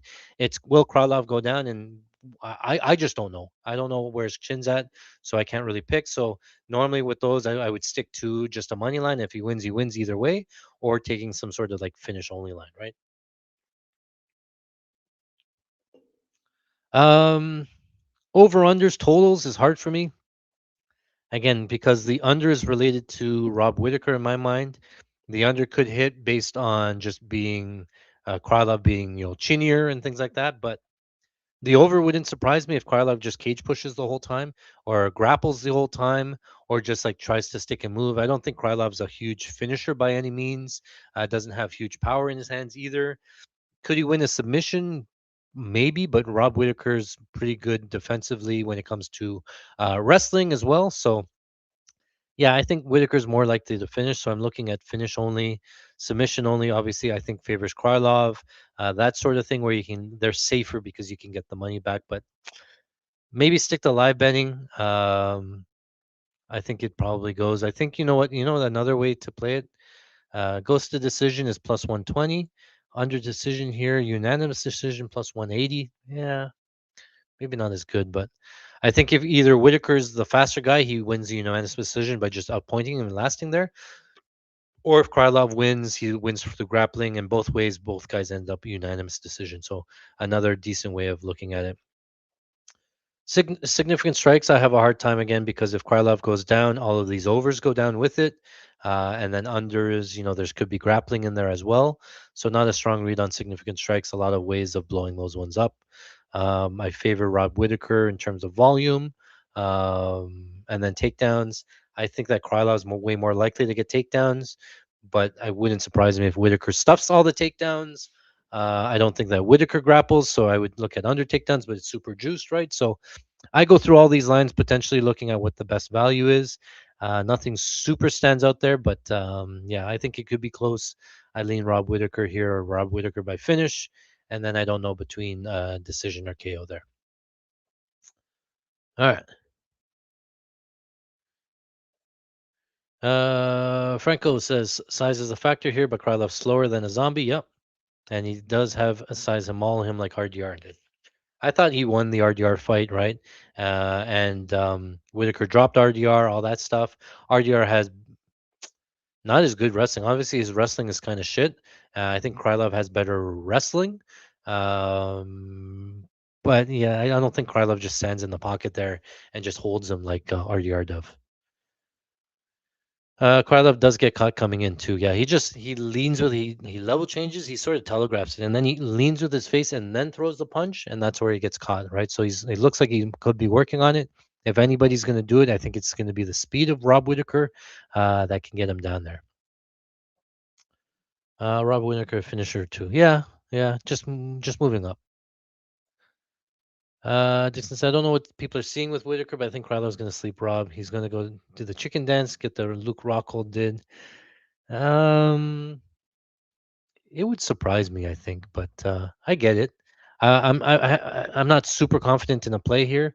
I'm just talking about those are the ways I would play it. I'd like to see it live to get a better read on it. So, yeah.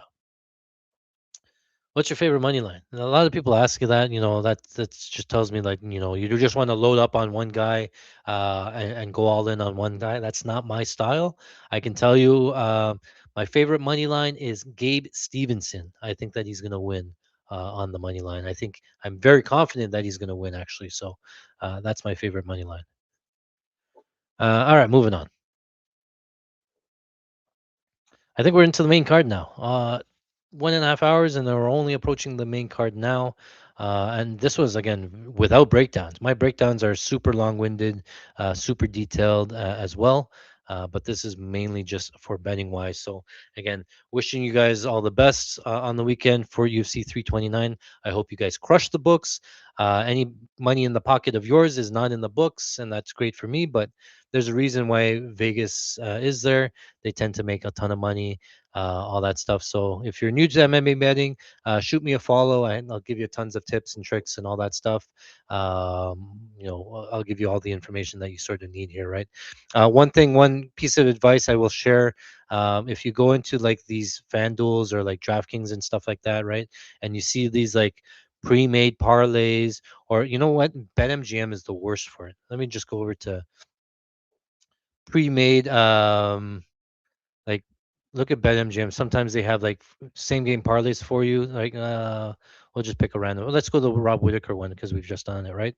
Um, MMA same game parlays, right? They give you the most ridiculous numbers. Robert Whitaker to win in the first minute of round 3.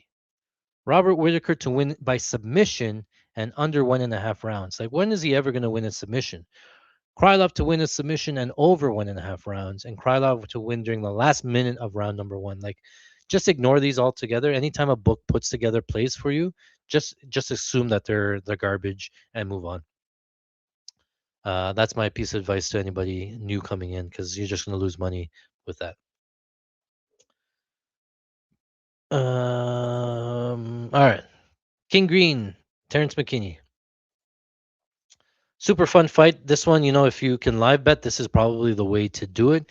I don't see a reason why you would bet Bobby Green pre-fight when you have the option of betting him live betting. The problem is that everybody knows to live bet Bobby Green, and even the books know to live bet Bobby Green. So I think we're going to get to a situation potentially if Terrence McKinney comes out, he does the McKinney stuff, he just absolutely smokes him. Somehow Bobby Green survives, potentially loses a 10-8 round one, or just whatever. Maybe he loses round one altogether, and now Terrence McKinney's going to be up around, and he's going to be the underdog on the live line because everybody's going to be betting Bobby Green live, right? So then you're going to have to make a choice: am I betting Terrence McKinney up around plus 120? Or am I going to lay juice on King Green down around and injured or hurt going into round number 2? Otherwise, does he finish him in round number 1? Probably. Um, that's just the way that Terrence McKinney fights. He's all gas, no brakes, right? Comes out super aggressive. And I did talk about this in the breakdown, that I think that Terrence McKinney grapples here, and he could grapple, and he's the lot better grappler than Green, and I think that he could find a submission here, right? So what Terrence McKinney does is that he's going to be on the pressure, all front foot, and he's going to be throwing big volume. King Green's going to come down with his hands down, talking shit, all trying to bait the counter sort of thing. That's his style. He's probably going to be circling around because McKinney's not going to take a back foot right away. He's going to be in his face. So Bobby Green's going to be moving a lot early. Hands down, he's probably going to try to defend the submission. But I think that, what McKinney does really well is that he comes in with that step in knee. As that knee's going down, he'll come over the top with the right hand. He'll come over the left hand, and he'll try to drop you as you cover up to block the hands. Then he's going to go in for the level change and the takedown.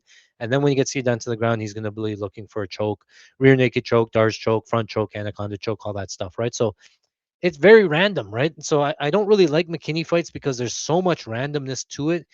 Him winning round one, him losing in round one, him gassing, all possibilities in every single McKinney fight, no matter who he's fighting here, right? So it's hard to pinpoint how these fights ones are going to go, because how do you get confident on, oh, he's going to knock him out? Terrence McKinney's going to knock him out. Am I picking that? Sure. I'll pick knockout for an actual pick. But I think that submission is live. I think that he could submit him. I think he could get him down to the ground. I think Bobby Green, hasn't fought a ton of wrestlers and stuff. And when he does, he gets submitted, sort of thing, right? So now you sort of pick your poison between KO or submission again. I lean KO. And then could Bobby Green KO, right? If he survives round one, he's definitely live for a KO, later. And then could Bobby Green submit? Yeah, if Terrence McKinney's completely gassed and Terrence McKinney shoots a desperation takedown, he's live to get submitted as well. So there's too much variance here where all four of these are live, right? Do I say decisions live? Maybe, but unlikely. But it kind of, that's why I don't really love McKinney fights. I know a lot of people it's just saying just blindly bet the under 1.5. It's not my style. Under 1.5 minus 425, like that's a lot of juice. And then you just say, well, he's hit the last 20 fights in a row. where he's gone under 1.5. So I'm taking under 1.5, right? That's lazy, I think. Like, I get it. It's Terrence McKinney, but Bobby Green's not really a finisher, right? And so if you're getting finishing equity from both sides, like maybe like a Chris Duncan, sure. But Bobby Green is more like stick and move. He doesn't want to eat damage. He's not going to sit in the pocket and trade with you. He's not going to shoot, grab takedowns as well. Would it surprise me if Bobby Green literally just runs away the round one or tries to take him deep? Like everybody knows McKinney fades deep, right? So why would you try to engage him early? Your game plan should be to take McKinney deep either by moving for grappling, all that stuff, right? So I have a hard time laying super juice on under 1.5. I don't really do it. I will normally pass, and so far I have passed. Um, I'm not laying -1.5. You guys can play it. You guys can lay it and win your -425. It's not for me. So now that's what I'm talking about live betting, right? So I think it's going to be obviously McKinney early. So strategy. If you're talking about betting strategy, and this is where you can get quite creative, is that you can take Terrence McKinney here on the live line or in the pre-fight -135. He's going to come out aggressive. He's going to either get takedowns or hurt him and whatever. And if he wins in round one, you're great. You got -130 on a round one guy. If he doesn't, then you try to arb off and you take Bobby Green on the live line. Again, I talked about the problem of how big that Bobby Green line is going to get. You might not be able to get much money back, or it might be like +135 where you just cancel each other out. But you free rolled on round one, and then were able to come off. So those are different ways and different strategies that I would take a look at, rather than just playing pre-fight Bobby Green or pre-fight McKinney. The other thing that you really want to look at, and this is probably one of my favorite ones here, is you look at Terrence McKinney round one only. This is the only way that I'm playing Terrence McKinney. Honestly, this is only in round number one. I think that McKinney's a huge favorite to win round number one and finish in round number one, and it's -205. Right? If he finishes in round one, you win. If it goes to round number two, this bet pushes. The way that you lose this if King Green wins in round one. Is it live? Sure. He can knock him out by counter grappling, all that stuff, but McKinney's such a problem early. This will be pretty good. So take the round one only if you like McKinney. And then honestly, the other way that I kind of really like is this Bobby Green decision only. Is Terrence McKinney going to win the decision? I'm not going to say it's not possible. It is possible, just very unlikely, just given his fight style, right? Is Bobby Green going to win a decision? That's more likely because Bobby Green's more likely to be on the back foot, circling and moving, trying to keep it upright, defending takedowns, touch and move sort of thing, right? So those two lines there are probably my favorite ways of playing the fight. You could actually take both because if one hits, the other will push. If this one hits, this one will push, sort of thing. You're never going to lose both bets, and you get to play both sides and both fighters there. You don't have to plant your flag on a specific fighter, and you just lay a little bit of juice. And if it ends any other way, you push your money back. But those are the main two ways that I would play this fight. Spread bets, I'm too. And obviously there's more randomness there. Another over half round situation here. The difference is that the last one was -150. This one's -225. Um, this one I'm more inclined to take. If you're going to take Terrence McKinney, maybe take a shot on the under half a round here at +165. Or if you want to go super contrarian, you go fight starts round two +205. And this one, you're betting on Bobby Green to just not get finished. You just say Bobby Green is going to be smart enough, veteran enough to just stick and move and not give McKinney the type of fight that he wants, and then take him deep. And then you take a look at fight starts round two. So I'm considering those ones. Haven't really played them there, but sort of thing. So winning method, or if you want some long shots here, go over to FanDuel. Same sort of thing. Gang Green, McKinney. Anything Bobby Green 2-3 is going to be super live, right? KO 2-3 +700 Bobby Green, submission 2-3 +2000, all very live based on just McKinney gassing, slowing down, and those are going to be live, right? On the McKinney side, you're going to be looking at round one sub, round one KO sort of thing. What are those lines? Round one KO +230. I guess that's not too bad. Round one sub +380. Those ones are decent plus money, right? But you sort of have to pick between the both. Otherwise, what just McKinney round one? Is what pick 'em round betting. Bikini round one is plus 100, but his money line. You see, that's gross because right, money line's minus 140, but his round one is plus 100. You can't play those. Just take the money line. Don't get cute and just take round one because you're paying 40 cents and you're losing out 2, 3 rounds and decision, all that stuff. So, yeah, that's how I would play it. Live betting, obviously, you got to stick close to the live betting lines, but everybody knows that as well. All right, let's go back to the comments here. Dixon says, "What is your favorite Chinese takeout order?" I want to get some for Saturday night. I'd like to get an extra shrimp egg roll. Favorite takeout order for Chinese food? Honestly, I'm a big lobster guy. I like Chinese lobster.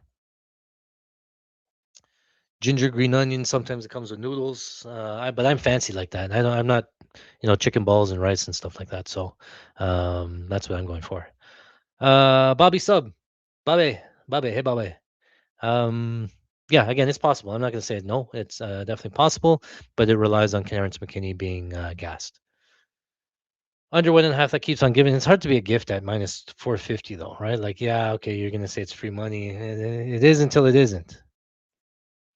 Once Terrence can't hit Bobby, he's going to shoot. I don't know if Bobby's going to shoot. I think he sees him slowing down. He can feel it, and then he's going to start pouring it on.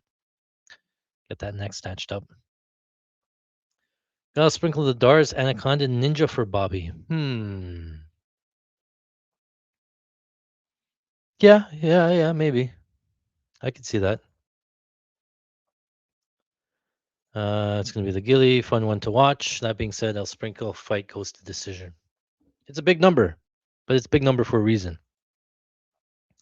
Under half a round is really live. Yeah, I could see a Frivola-esque finish considering Bobby uses head movement instead of his hands to defend the boxing. Yeah, I could see it being like a knee or even like a head kick.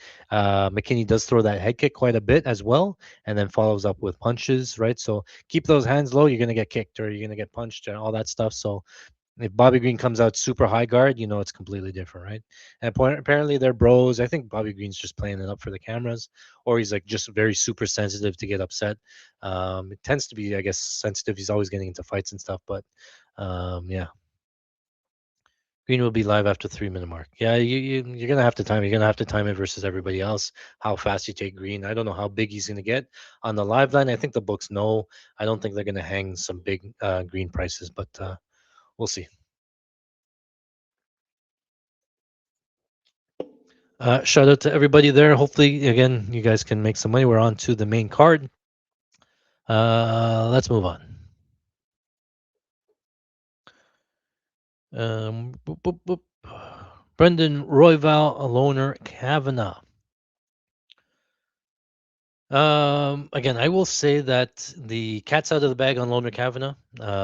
He came in on short notice, fought Brendan Moreno at elevation in a 5 round main event and looked amazing doing it. Moreno had no answer, got the legs chopped off.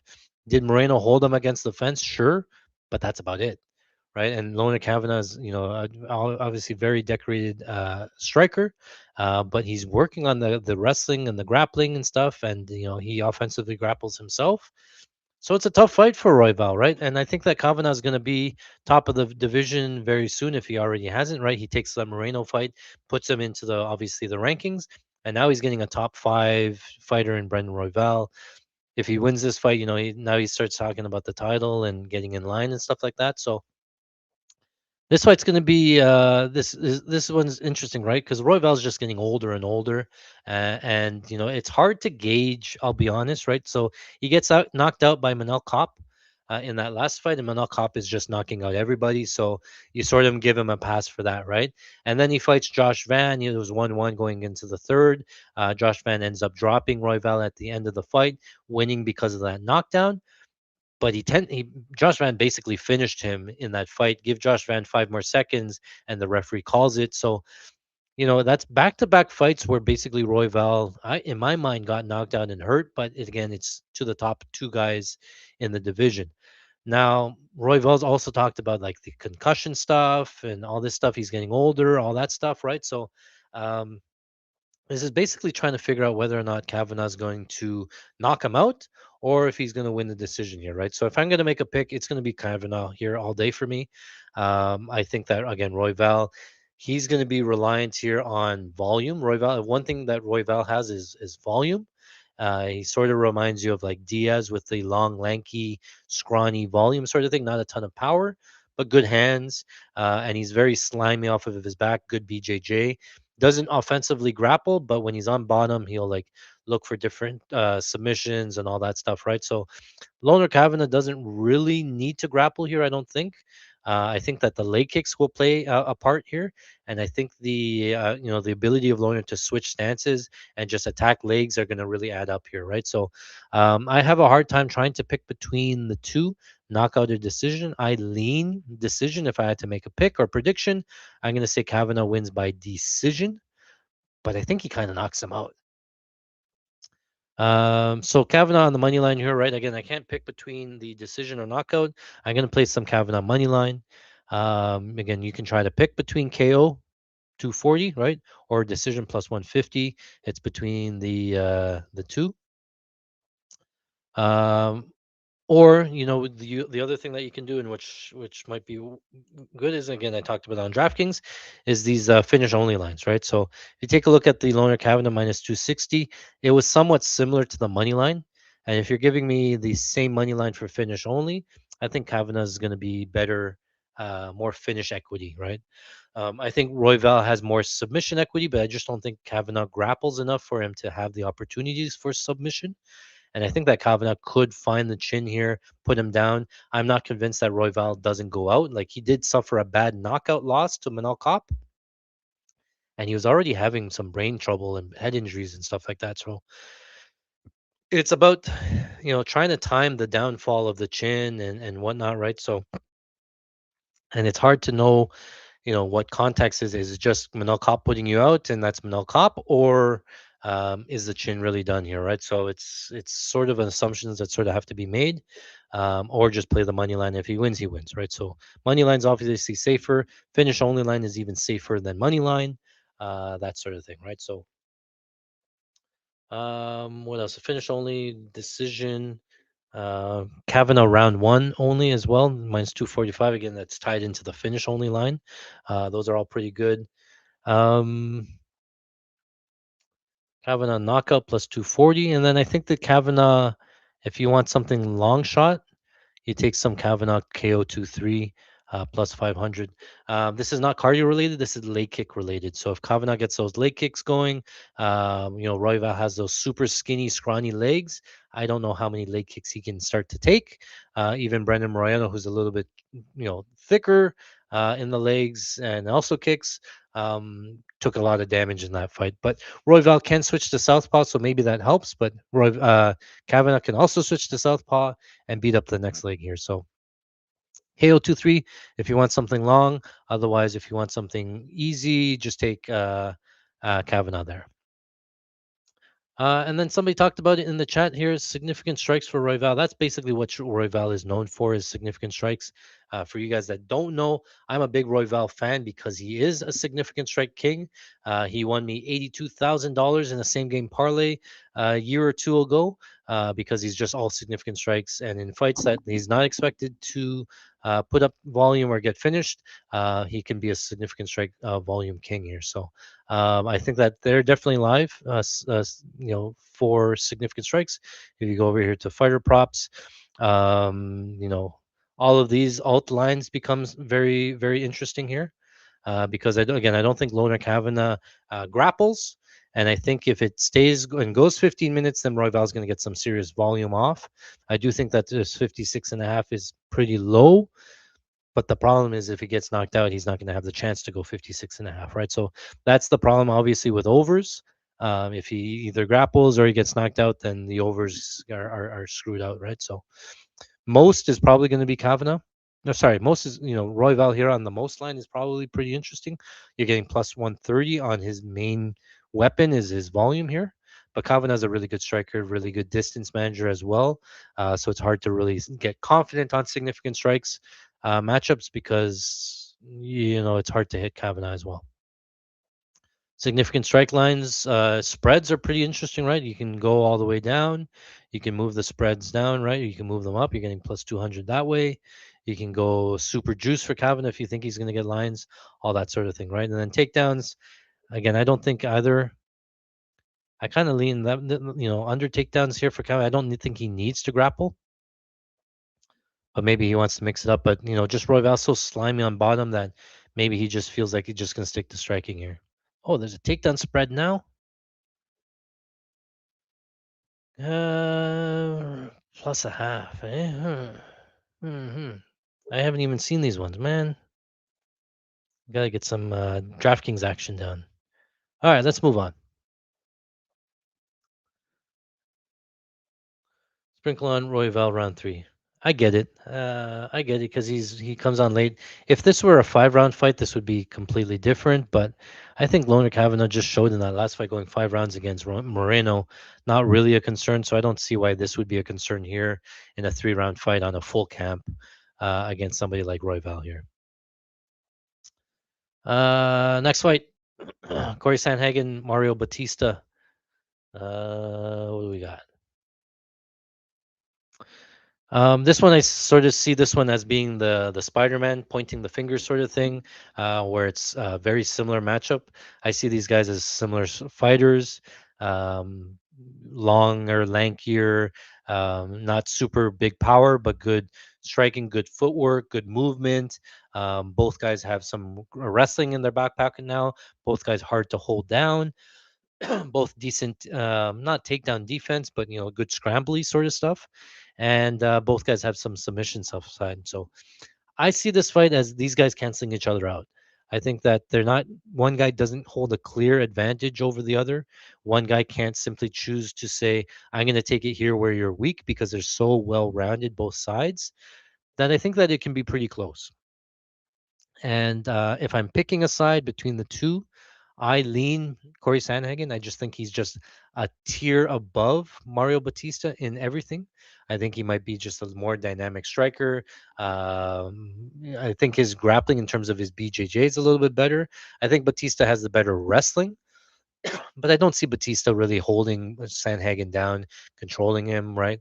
Guys like Marab or guys like Umar had a really tough time holding Sanhagen down. I doubt that Batista's going to hold him down here, right? So I do see it as being a striking match for 15 minutes.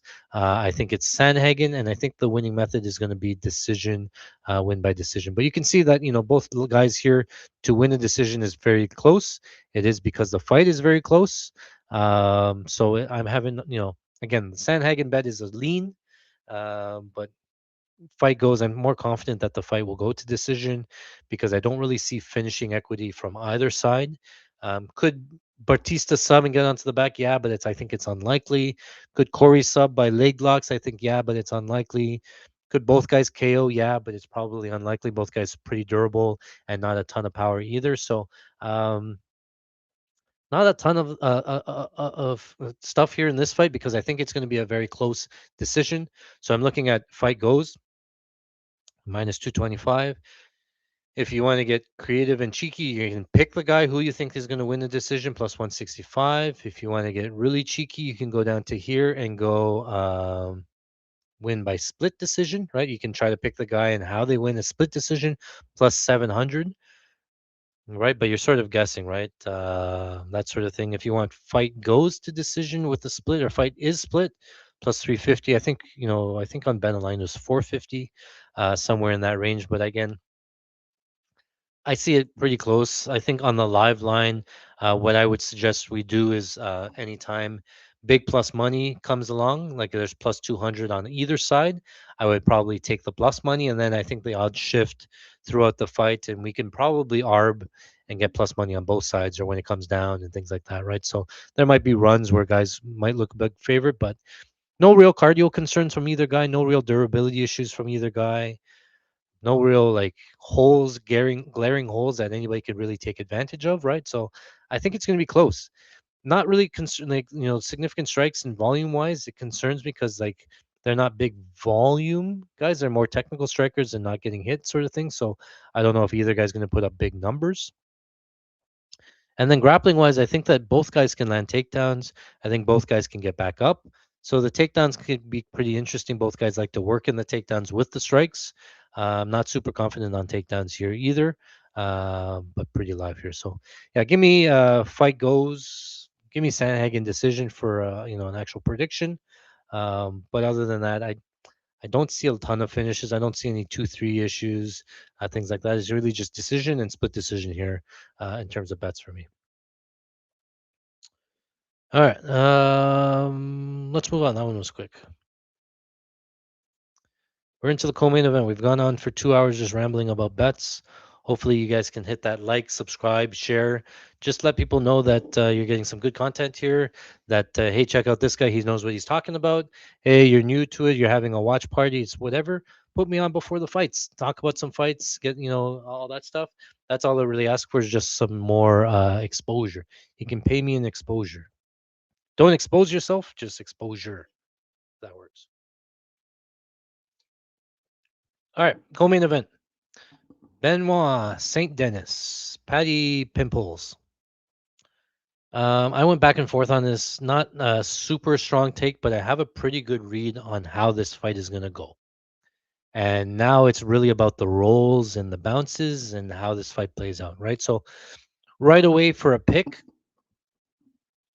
I'm going to pick Patty Pimblett, but it's not a super strong take, and I'll tell you why. Winning method, I think anything is live and you guys are going to be crazy, but I think that Patty Pimblett could possibly win a decision. That's my prediction here is Patty Pimblett wins by decision. And I'll tell you why. And it comes down to a couple of things. I think this is overall a bad matchup for Benoit Saint Denis. Historically, you sort of know what Benoit Saint Denis is going to do. He's going to come out, he's going to look for takedowns, he's going to try to get takedowns, he's going to ride top control. On top, he's going to either look for a submission, either arm triangle or rear naked choke, or he will look for ground and pound and try to put you out on the ground. Most of or not all of his KO wins are ground and pound related, or his finishes are submission related. So almost all of his finishes or wins are ground related, right? Now, has he fought anybody that's super good on the ground, right? Not really. The only guy that really good was Moicano, and Moicano beat him. He smashed him. He 10-8'd him in round number one, right? Benil Dariush is super chinny. That one doesn't really count. And then maybe what Thiago Moises, who ended up gassing later on, right? So Paddy Pimblett's not no slouch there on the bottom, right? He's really good in terms of his grappling there as well. He's also very big for the division, right? So that's why I think it's a bad matchup for BSD because one, he's going to attack takedowns, and is he going to get takedowns? Yes, I think he's going to get a takedown because Paddy's takedown defense isn't great, but it can be great. Sometimes he gives up the takedown because he looks for the front guillotine. He looks for, an anaconda choke where he allows the takedown. He looks for the choke, doesn't get the choke, and then he stands back up. Right. So I can see BSD getting some takedowns. I could see BSD potentially getting on top. And I could see potentially Paddy Pimblett playing some BJJ off his back here at some point. But I also see again that BSD is going to be looking for ground and pound, right? So he's going to have to posture up at some point, and he's going to look for ground and pound and try to do some damage here. Whereas if you give Patty that type of space, I think he's going to find either a reversal, a sweep, you get back up sort of thing. I think that Patty can make this very interesting here on the ground. And, if Patty can get on top, I think he's way more live for submission than BSD is. I think he's way more live to do some damage here on sort of thing, right? So, yeah, his BSD's takedowns are very telegraphed. He's coming from the middle of the cage, and he sort of just looks like he's like full zombie, where he just like comes at you, reaches his arms out, sort of thing. So like a well-timed knee, a nice uppercut from Patty can clip him, and on the feet, BSD is so slow. Like his striking is so slow now. He fights from southpaw. He likes that body kick, and that's about it, right? And that body kick opens up the takedowns more for Patty to get the caught kick into a takedown here, right? So I don't see a clear path to victory for Benoit Saint Denis. I don't think he can outstrike Patty on the feet, and I don't see him just mauling Patty on the ground there, right? So I think it's a tough matchup for him. I think that Patty has way more paths to victory. I kind of lean overs, right? I'm not going to sit here. Not surprising that everybody likes Patty and putting some money on the underdog Patty. It makes sense. I think this is more likely to go over. So I was looking at like the over 1.5, minus 160. I was looking at over 2.5. I was looking at fight goes, right? And that's why I think that Patty can win a decision. I think he does more damage on the feet. I think that he has more, maybe top time, maybe attacks more submissions.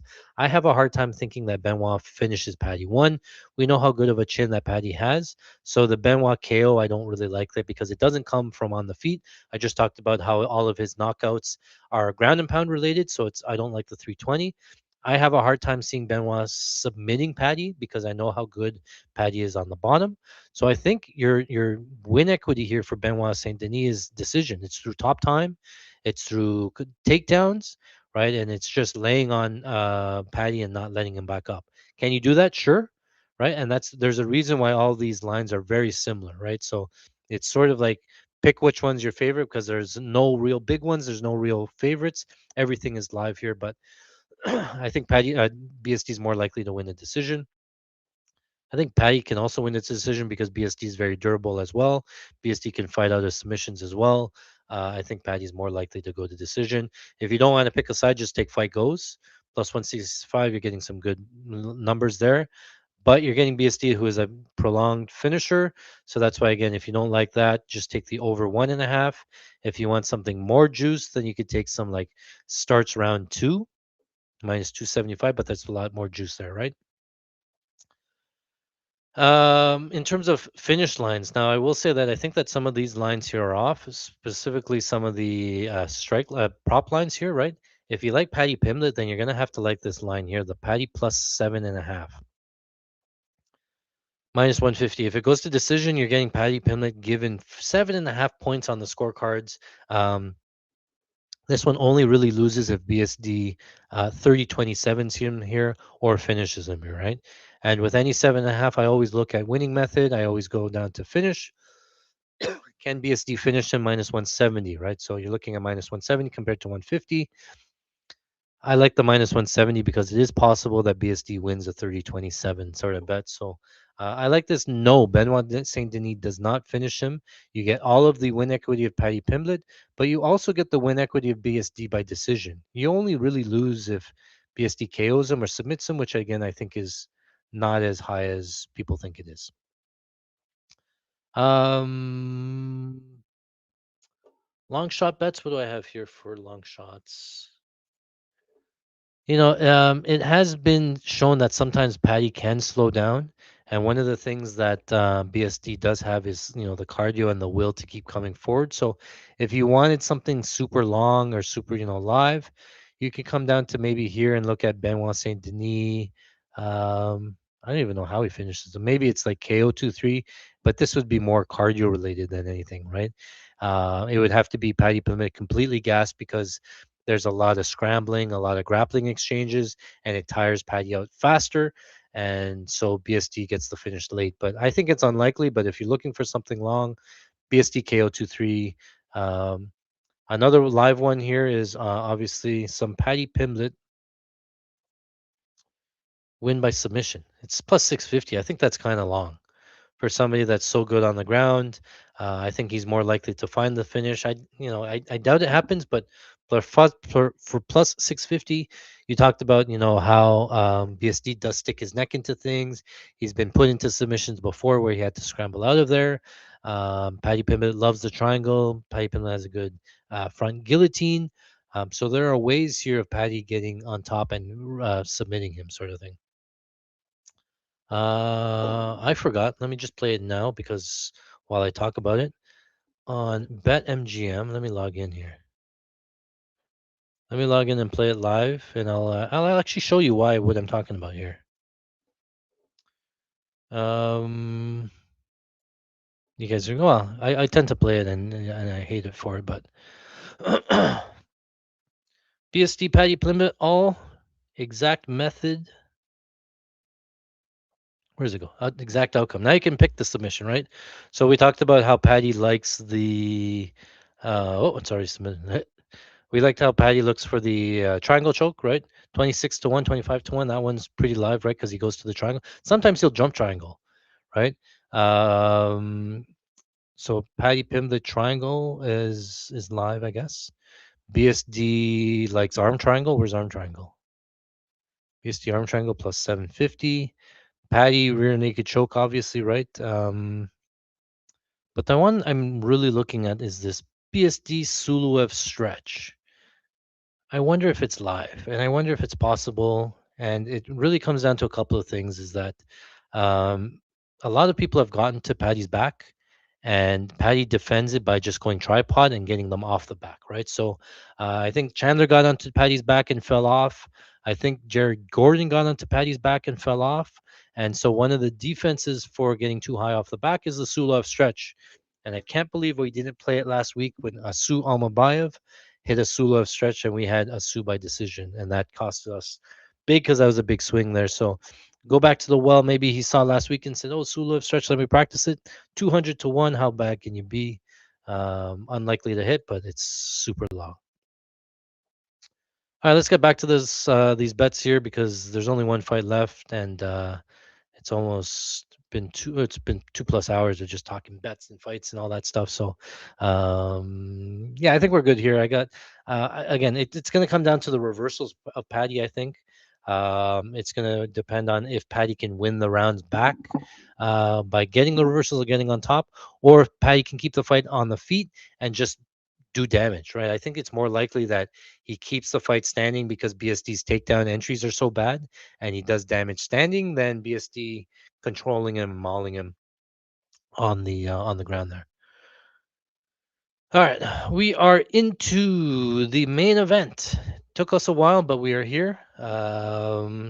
Shout out to everybody in the chat. Thanks for hanging out.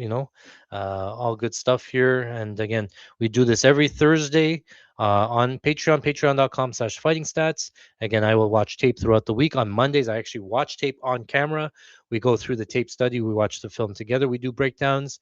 And then throughout the week, I do more tape. And then Thursdays, we come here like this and we talk about bets and stuff. I guess fuck, I still have to make parlays and stuff. So let me get through this. Conor McGregor, Max Holloway. A lot of assumptions here have to be made. You haven't seen McGregor in 5 years. What does he look like? Seems to be okay coming in, right? In fight week and all that stuff. But everybody's making a lot of assumptions here, right? And what I do know is that even if we assume it's Conor McGregor in his prime when he was fighting Poirier, I would still take Holloway there at that point. And then Holloway's been the way more busier fighter, right? He's been active. He's been guy. He just fought Oliveira. Yeah, he lost, but Oliveira was Oliveira, that sort of thing. So there's a reason why Holloway is the favorite. And the reason why he's not a bigger favorite is that all of the fans love Conor McGregor. All the casual fans are going to come out. Everybody from Ireland is going to put $50, $100 on Conor McGregor, all that sort of stuff, right? So I can tell you, narrative wise, I wanted to play Holloway when it first opened. I saw it like minus 350. I was going to play it. It went down to 400. I said, oh, that's kind of big. I can't play it. Then it came down 350, 275, 250, 225. I was watching it the whole way. I said, you know what? This line's going to come down. It's going to crash down. So I've been waiting. I'm still waiting. I have a little bit of Max Holloway minus 210. I'll come out straight out of the bag and say it. I'm watching this to see if it gets any lower.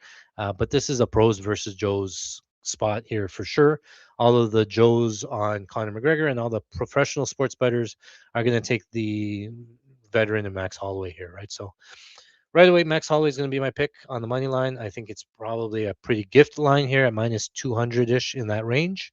I think that Conor McGregor is going to have a hard time finding him and doing all that stuff, right? So, how does Conor McGregor win? I think that it might look a little bit different than people imagine, right? Conor's not going to come out typical Conor. He had that knee replacement, that leg replacement. I think he has a titanium rod in his leg. I think he comes out pretty kick heavy, and I think he wants to stay at range. And I think he's going to throw a lot of kicks from both sides and stuff, right? I don't think he trusts his chin or whatever. He doesn't want to get into a firefight right away. I think I think he probably has to be very scared about gassing out very early, right? And so I can't see him going balls to the wall early because he knows his cardio has to be a liability here. It would surprise me if Connor had 5 rounds of cardio in him, and he could go hard for 5 rounds. He's never done it before, and to say he's coming in now he could do it, it's definitely possible just because we haven't seen him. And he was on steroids, all that stuff. So it's maybe he comes out and has good cardio, but the assumption here by everybody making is that Connor's going to slow down into the later rounds, and it's I get it. We're making the same assumption here, but I think that everybody's pointing to Max Holloway by knockout, and I think a lot of people are thinking that Conor McGregor's live for a knockout in rounds 1 or 2, and then he completely falls off and gasses and stuff, and Max Holloway late. I get it. That's Max Holloway. That's how he fights. He's a 5 round fighter. He's a significant strike fighter. He's a volume guy, but he's not a finisher. He's not a big power puncher. He's not a big submission guy either, right? One of my favorite fighters. We were here live at UFC 300, and people sort of overrate Max's finishing ability. Yeah, does he knock out Justin Gaethje, current champion? Yeah, but that was an agreement to stand in the middle after Max Holloway was already up, and he knocked him out with 1 second left. Does it happen again? Unlikely here, right? So if you tell me that Conor McGregor has 5 rounds of cardio, I think that Holloway can win a decision. Am I gonna bet it? No, I like you know what, but I have a hard time laying this juice because I just don't know if he's gonna knock him out. And do I think it's gonna come? Yeah. Do I think it's gonna come late? Yeah. I think obviously max KO 345. And I remember doing the stream and watching the tape and breaking it down, thinking that max KO 345 should be in the plus 400 plus 500 range. Let me take it, sort of thing, right? But you go over to FanDuel, you look at max KO 345 plus 260. I don't think he can play to plus 260. That's way too low for, the tail end of the fight. I can't play to plus 260. I can't play KO at minus 125 either. For me, it's money line where I can get all of the equities of both, or taking a small stab on decision. The other line that I kind of really like is this decision only line. Same sort of line as his money line, right? But again, Holloway's way more likely to win a decision than Connor is. Connor's more reliant on a big punch, big stuff, get him out of there. But if Holloway's Holloway, he can eat big shots, then it's a really bad matchup for McGregor. You know, the bigger cage favors Holloway, 5 rounds favors Holloway. Going up to 170 isn't really a good thing for Connor. Yeah, he can't make 155. Yeah, he can't make 145. I think he's just way too big now, and he knows it. He doesn't want to kill himself to going to 170. But Holloway relies on speed, and he's always going to have speed, right? So at 170, Holloway's just going to be so much more faster as it is. You know, Connor has to catch him with something, and I think it obviously has to be early. Can you catch him late? Maybe. Could he catch him with a head kick? Maybe. Could you work leg kicks? Maybe. Or the other thing is, could Connor come out and grapple? And I think it's possible that he comes out for takedowns, or maybe uses his size and tries to cage push Max. But it's a tough ask, and I think if Connor comes out grappling heavy early, then I think it's just more likely that he just gasses late, right? And so, yeah, you don't have to force Holloway pre-fight. You could get him better live bet spot because Connor's best round is going to be round number 1, and then he will start to fade. How quickly will he fade? I don't really know. But I like Holloway here. I like Holloway. I do agree that I'm going to pick knockout for a pick. Um, but in terms of props and big lines and stuff, right? I don't see a lot because I think that he wins by knockout, but it's super juiced, right? And I don't really want to play it. I think he can win them late, but it's also super juiced, right? So you got to get creative with like these only lines. You can get creative with significant strikes because I think Max wins significant strikes, all that sort of stuff, right? So I'll share one with you guys because again, you guys have been hanging out with me all this time here. There is one on FanDuel here that I kind of like. Rather than taking max decision at plus 550, under specials, under significant strike specials on FanDuel, there is a prop here. Max Holloway to land 25 plus significant strikes in rounds 1, 2, 3, 4, 5. Oh, it's plus 1700. My guys got to it. It was plus 2500 for a bit. Now it's down. I imagine that it's going to come down to a bit as well. I went back and looked. I said, yeah, obviously Max Holloway's a significant strike guy. Connor's probably not going to grapple too much here. So let me take a look at it, right? And I take a look at Max's schedule and his rounds. So listen to this. This one's interesting, and this one's going to be clipped here. Max Holloway, not including that last fight where he got grappled by Charles Oliveira in a 5-round fight. But let's start with the Dustin Poirier fight. Goes 5 rounds. Ilia Topuria went two. Let's count the number of full 2 rounds, right? Dustin Poirier 5 rounds, Ilia Topuria 2 rounds, Justin Gaethje pretty much 5 rounds, Korean Zombie 3 rounds, Arnold Allen 5 rounds, Volkanovski 5 rounds, Yair Rodriguez 5 rounds, Calvin Cater 5 rounds, right? Over those last, what was it, 10 fights, there have been 38 rounds of 5 minutes, full 5 minutes in there. Of those 38 rounds, I think 36 of them, Max went 25 significant strikes or more. 36, I think it was like a 90% hit rate where Max gets 25 plus significant strikes, right? And Connor's not really the most defensively sound. He's not going to be light on his feet where he moves. I think Max gets off enormous volume here on Conor McGregor. And if Conor can survive to decision, then this is super live. And you can't tell me that it's not, because we had Ilya Topuria to do the same thing. We were set to make like 200K on Ilya Topuria if he could get to 125 significant strikes and win a decision or something, and or get to decision. And we saw that one. He quit between 4 and 5. We were so close on that one, right? So everybody thought Topuria round one, all that stuff, right? But you never know, right? You're expecting them to finish early, and when they go late, you're getting some big prices there. So I think that this is the way to go, is you to put in some significant strikes here for Max. Basically, he's a significant strike machine.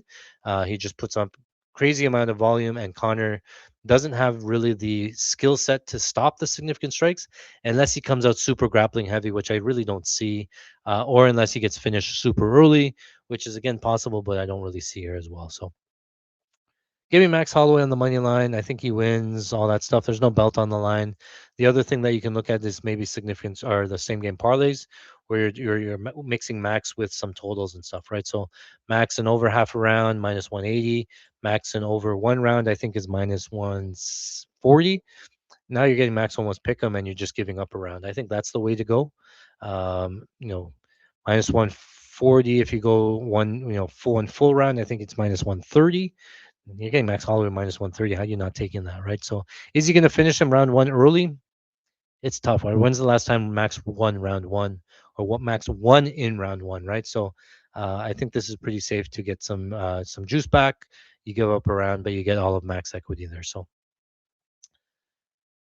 that is it. We've got to the end. We've gone through the full card. Again, appreciate you guys hanging out. Somebody asked about parlays, so yeah. Well, if you guys want to stick around, you guys can drop off if you want. I'm gonna build out some same game, not same game, but I'm gonna build out a bankroll builder. I'm gonna build out a shoot for the moon parlay, and then maybe a milli maker there. So that's what we do on stream. We talk about them. We try to find some lines. So we'll do that now. And again, feel free to like, subscribe, all that stuff. Join us for free, patreon.com, all that stuff in the left corner. Come hang out with us. So looking at the Patreon side, yeah, I can still see comments there going on, boys. 2.5 hours of UFC 329 talk. Who else gives you this type of content? And this is just me. If I had somebody else, we would have gone a little bit later there. Do like Connor 6 strikes round one. That's the only thing, is that I think that Connor could just circle around and be very low volume, and do his little head movement, all that stuff. But yeah, significant strikes good there. Um, Jeff says max money line over 3.5 minutes plus McGregor takedowns. I wouldn't take the McGregor takedowns. I would take that out. Play it separately. Yeah, you don't want to lose it. You're gonna hit the first two, and then the McGregor takedown, I don't think he gets. Yeah. Jay's in the chat. What's going on, my boy? All right. Let's build out some. Okay, first let's do the bankroll builder. And bankroll builder is mostly supposed to be more confident plays. So let me think about them. We can either stick to money lines or we can stick to props. But I tried to give you something that's widely available here. So I try to keep it like plus 300 or better for like a bankroll builder parlay. Obviously, I can say, oh, I'm gonna take let's take some Gable, let's take some Yanez, and let's take some Bashrat, right? Three team parlay. Look at that! I got you a parlay at minus 213. You guys don't want that, right? That doesn't make sense. So I try to keep it fairly live, but pretty confident here. This one, the shoot for the moon, is 3 legs, and then it's um, yeah. Um, what I usually do is I throw a couple of things into the bet slip here, and we'll do it on FanDuel because it's a little bit better. But we'll throw a couple of things and then we'll build it out from there. We'll add this one here. Gandra Reese, not a super strong lean in either way. I don't think that there's anything super confident here with Ryan Gandra and Reese. Bashrat, same sort of thing. You can do Bashrat points, but I think that he could sub. Plus 155, I don't really like that line. Venus Almeida, I'll just tell you I'm going to put some Almeida decision in there for like a long shot. Fight goes to decision. That one's cardio related. All right, we're just talking out here. Wang Kong going to throw some money line in Wang Kong, and then maybe potentially Wang Kong decision or KO for a milli maker. Riley probably wins the decision. Fight probably goes, but he could finish. Garbrandt, same sort of thing where we're taking maybe Giannis decision, Giannis KO. I'm looking for like minus 150s in that type of range here, right? Stevenson, I'm not going to put in. Rob Whitaker, you can just add on the money line. Terrence McKinney, the randomness, I don't really want to put in yet. Loner we can put in, but he's kind of juiced. Loner by knockout's going to be in my milli maker. It's only 240 though.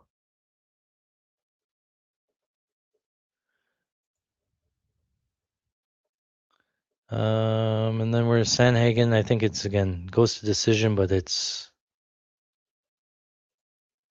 goes to decision or it's Sanhagen decision, one of the two.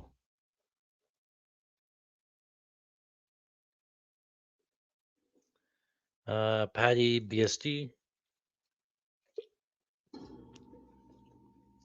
Let me just finish this one and I'll see it. Patty, I think it's Patty decision. And then lastly, I'm going to take a, well, let me do Max. I have a hard time putting Max parlay in our Max decision there. AEH says, is it crazy to think Connor's fight could be a setup fight to get him a win and launch a huge business around his return? Hype alone is worth millions. I think he's under contract with the UFC, right? So he can't go anywhere else instead of like until he fulfills those fights within his contract. I think that the Michael Chandler fight that he tried multiple times for was the easiest winnable fight for Connor, and that's why he kept on calling out Chandler. Like, what else? What other reason would you want to call out Michael Chandler, who was on like an 8-fight losing streak, right? Because that was the only fight that he could potentially win. Now with Max, I do think that Max isn't going to grapple him. He doesn't want to fight a grappler and just get wrestled, right? So, and Max doesn't have a ton of power. There's some history there, so they could use this fight as a good marketing thing. But they're trying to give him a winnable fight. I just don't think that there's any winnable fights for Connor left, just because he's been out so long. So yeah, it's probably trying to be a favorable matchup. Remember, I think they were trying to get Max versus Carlos Prates, but Prates would have destroyed him. And I would rather fight Max Holloway than Carlos Prates for sure. Right. So I think McGregor had the opportunity to pick, and he picked Holloway or something like that. So yeah, favorable but winnable. I think this is his most winnable. I don't think that the UFC is fixing fights or anything, but they're trying to give him a good matchup, which this technically is. Just I don't think he can win it though. All right, so let me pick the 3 lines here. I'm trying to get to three something. I can, I'll move it over so you guys can see it all here. Well, fuck. All right, so picking 3 lines here. Take Wang Kong on the money line. Take FICO's, Riley, Rob Whitaker. Those 3 lines there already. Plus 408, so that's an option. Fuck. Plus 408 for Wang Kong money line, Rob Whitaker money line, and Riley Kamaka goes to decision. This Riley fight has me concerned. I do think that Riley can win a KO, but it's likely to go to decision, so that's fine. This is an option. What other lines here? Yan is by KO. No. Sanhagen Batista. I do like that line. Let me get rid of the Whitaker and take this one. 334.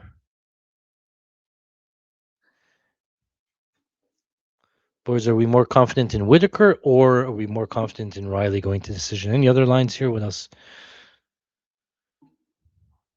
Whitaker on the money line moving up. I can't be super confident there. Max Holloway, probably confident here. Actually, yes. If we do those 3 lines, oh, that's not bad. Wait. Wang Kong money line, Max Holloway money line, and Sanhagen Batista goes to decision. Plus 297. Bankroll builder is half a unit, so that's $300. $300 to win 900. You guys can tell me if it's any better anywhere else, but 225, 215, I think those are good lines. Wang Kong. Let me just take a look. I think that's going to be my bankroll builder here. Max 230, 220. Polymarket has max 186. Holy shit.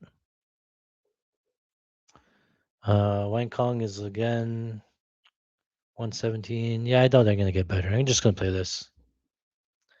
Sanhagen Batista. That's my bankroll builder. Let me log in. Let me get this in. I'll have to post the bankroll builder later as well. And then we'll move on to a shoot for the moon. Just give me a second.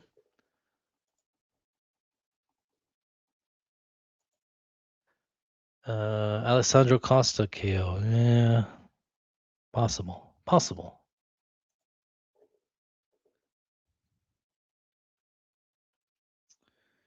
All right, so hold on. Let me build this out so I can get it in order. First one is Winecon Moneyline. Next one is Batista.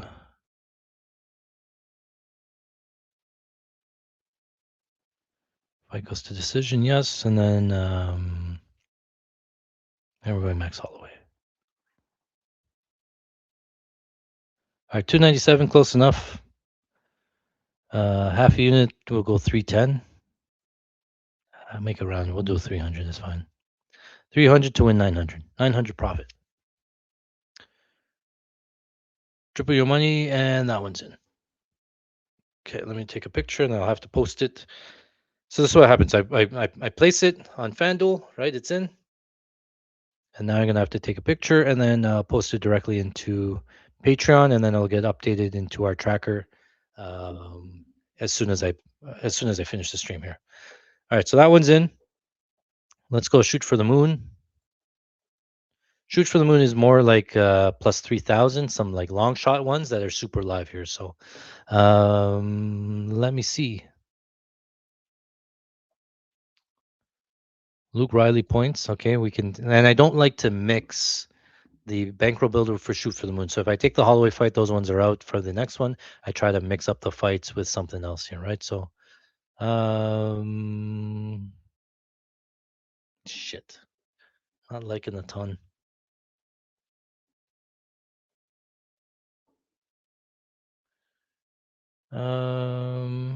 Actually, we'll do the. Again, these ones are a little bit more out there because they're longer shots, right? So we're gonna go fight goes to decision. Patty BSD goes to decision. Yeah. What else are we gonna do? Luke Riley points, Patty decision. No, we're going to need something bigger. Yeah, it's not big enough. We got to go 240. Kavanaugh KO. Yanez decision. Yanez decision. Luke Riley decision. Patty Pimlet BSD goes to decision only plus 1755. Not big enough.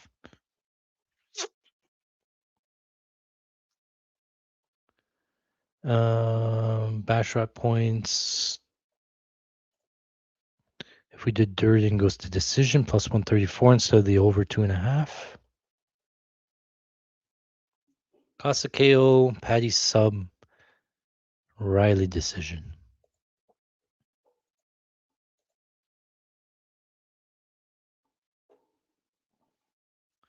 I mean, I don't agree that. I agree that it's there. I'd rather play the goes to decision than the Patty sub. I'd rather take the Durden goes to decision here as well. Yanez by points. Even still, that one's low, right? I need some more. I need some more oomph.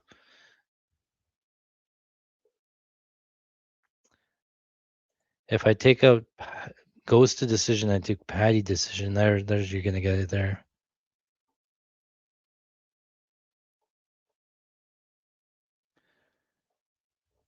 So, what are my other options here? Oh, I could take Cesar Almeida money line because he's what 194. I think he was 210 on the other side there, right? Would I rather want Cesar Almeida money line or Yanez by decision?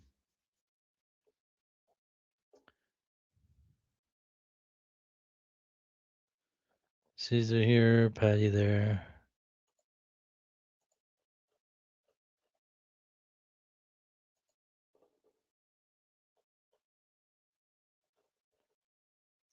It's getting closer. Yanez decision, Patty BSD goes to decision, and Cesar Almeida on the money line gets to plus 2379.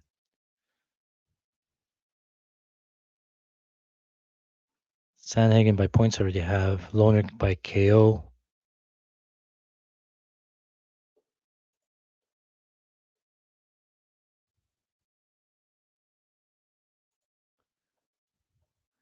Would you rather have Loner by KO or Cesar Almeida money line?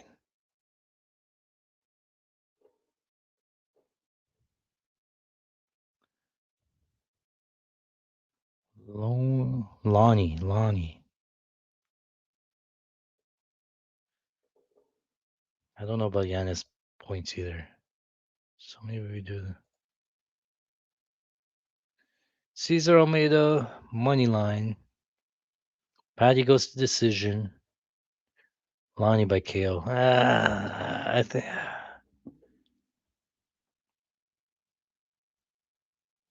Yanis by points. Almeida by points. Basharat sub. Basharat decision.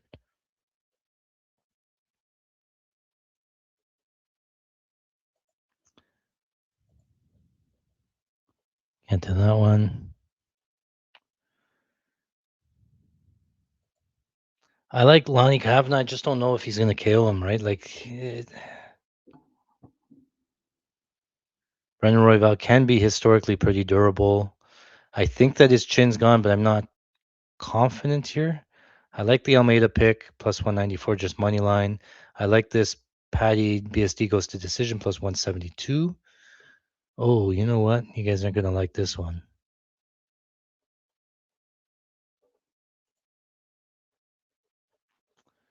Not going to like this one, but let me see where it's at. McKinney, Bobby Green, fight starts round 2.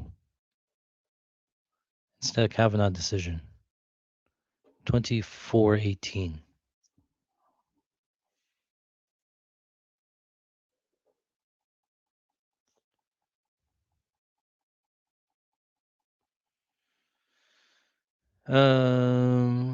Loner. You guys want Loner knockout instead of McKinney? Loner knockout. All right. Loner knockout. Patty BSD decision, which I think I like, and then Cesar Almeida money line, which is pretty live in my mind. Okay. So again, like it's a long shot for a reason, right? And we're not expected to hit these, but we play them anyway. And again, they're shoot for the moon for a reason. We hit one back to back last year. This year we have not hit one yet. I'll be honest, but again, all you need is one, and we hit two of them last year. So, and those are at plus 5,000 and stuff. Green submission. I'm gonna do one next, where it's gonna be like like retardedly big money here. So just give me a second.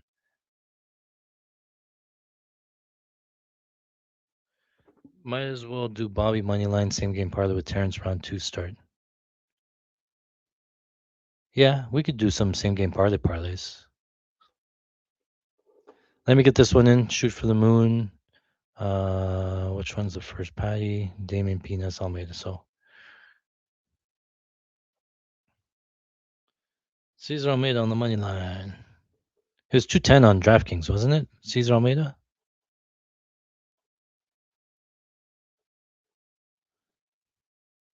I just have to go there and do that. Okay. Patty goes to decision. Patty's the co-main, and then Lonnie.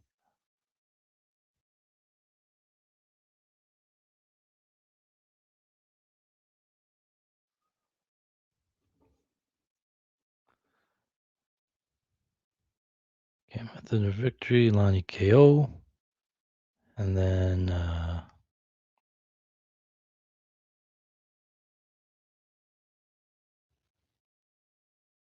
okay, I'll do a couple of long shots. Okay, because 329. All right, so shoot for the moon is normally a quarter unit, so that's 150 bucks. 150 bucks wins $4,000.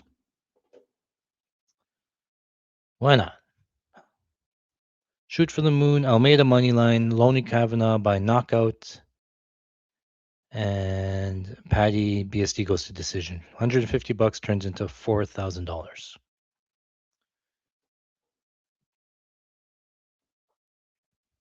Okay, take a picture, and I will post that after. Okay. Now I'll do some more crazy ones. Let's do some let's beat the bookie. Um, and now you're just gonna go, man, you're just burning money at this point. But do you play double chance props? Yeah, I do. Sometimes it doesn't give me like most of the times I find that double chance is basically the money line unless I'm getting rid of like a huge chunk of equity. For example, if you take Lonnie knockout decision, it's probably like 10 cents or 20 cents better than just his money line. Right? Let me show you. Obviously, I don't think he's going to sub. Lonnie KO are points, right? Knockout are points minus 200, and his money line is 220. So I'm not going to play that double chance because it's pretty much his money line, right? So I would leave the minus 220 rather than playing that one, right? Those would be the only ones. Like if I did like Basharat points and submission, you're probably looking at like minus 400 and it's his money line anyway, right? So most of the times it depends. Most of the times I don't do it, but okay. Wang Kong by knockout. Oh, Sanhagen decision, Patty decision.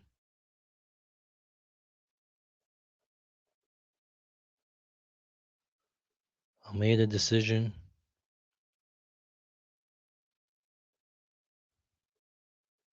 One, two, three, four. Just those four legs. 50 bucks turns into 43,000. 100 bucks would turn into 86,000. Patty decision, which is definitely live. Sanhagen decision, which is definitely live. Wang Kong by knockout, which is definitely live, and Cesar Almeida. That one's tough. Almeida decision. I will admit that one's long. Let's get that on. Just play these three here. Let me see what's that. $100 to win 10 grand. That's still not bad. And then, yeah, I'm going to play some Stevenson stuff, McKinney stuff, all contrarian stuff that, let me put this one in. Like, what do we call it? Shoot from Mars?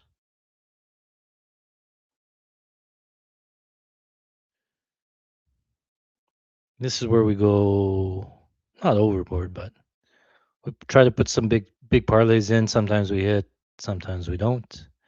But it's more fun that way.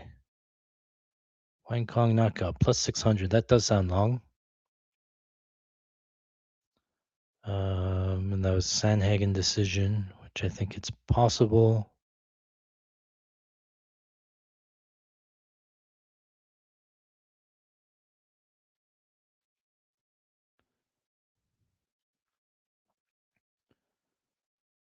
Sandhagen decision.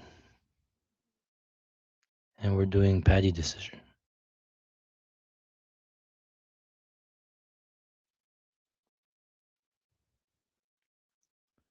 Yeah, $100 turns into 100K, or not 10K.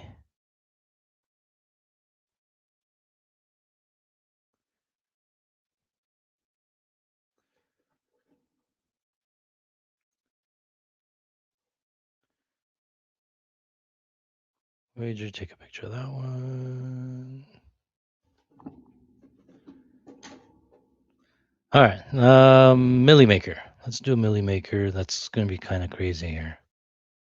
Obviously, if you're going for $1 million, you're gonna have to take some risks. They can't all be super favorites, right? So,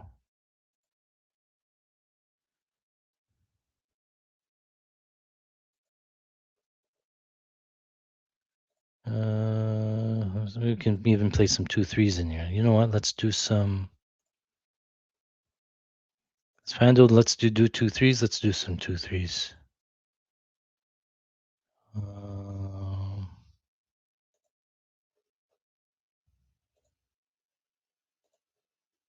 25.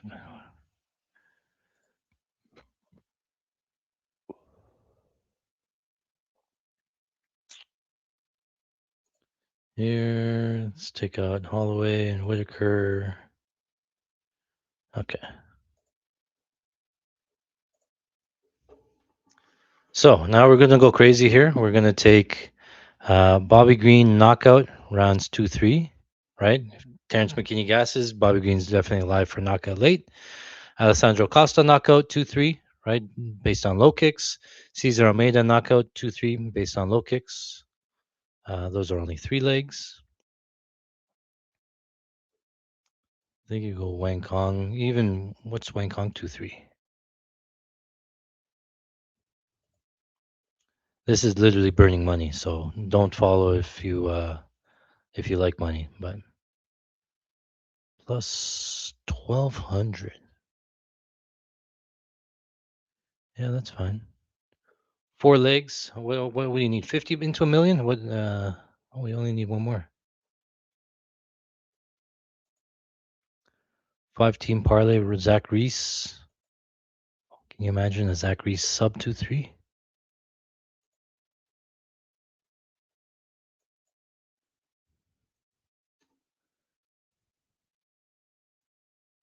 What's the max bet here? Oh, we just do this. No. 1580, 70, 65, 69, 72. I always try to get to the closest as 1 million as I can. There. 1571. 5 teams, $15 turns into $1 million. Guys, one of these days. One of these days. Bobby Green KO 2-3. Terrence McKinney blows his load early. Bobby Green survives. Bobby Green knocks him out in rounds 2-3 plus 700. Alessandro Costa KO 2-3. Alessandro Costa works his low kicks. Gets Durden limping on one leg. Finishes Durden with low kicks and punches. Costa KO 2-3 plus 500. Cesar Almeida. Damian Penis does not check low kicks. Cesar Almeida is kick heavy, gets those legs going. Penis has not been outside of round number one for a while. Could potentially gas. Cesar Almeida KO 2-3 plus 750. Oh, yeah, I got to do that one too. Wang Kong also has low kicks. Also had Lipsky limping bad on kicks. Also has a ton of power. Wang Kong KO 2-3 plus 1200. Zachary Reese. Gondra blows his load early, going for the finish, left, right, or he gets taken down and submitted, taken into deep waters. Zachary's going to have a big grappling advantage, especially into the later rounds. Zachary's sub 2-3 plus 1100. 5 legs, 1571 turns into $1 million. You just need the bounces.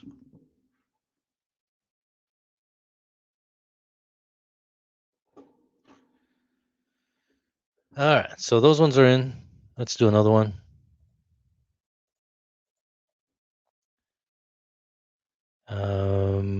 This is more contrarian than anything. Let's go to here. Actually, let's get rid of some of these ones now.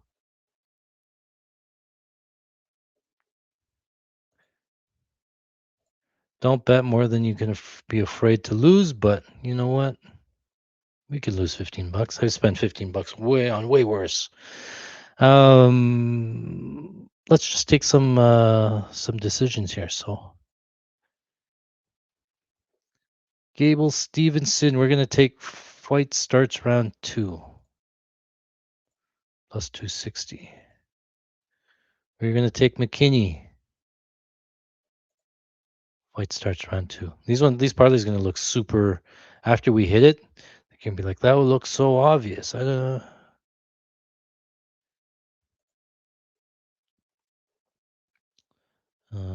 Wait, what? Those two alone, 10-1.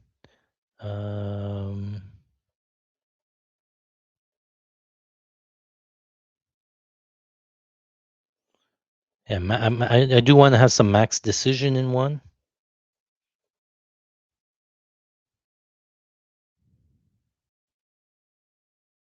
I can't take decision, but I can take fight starts round 2. And Patty goes to decision.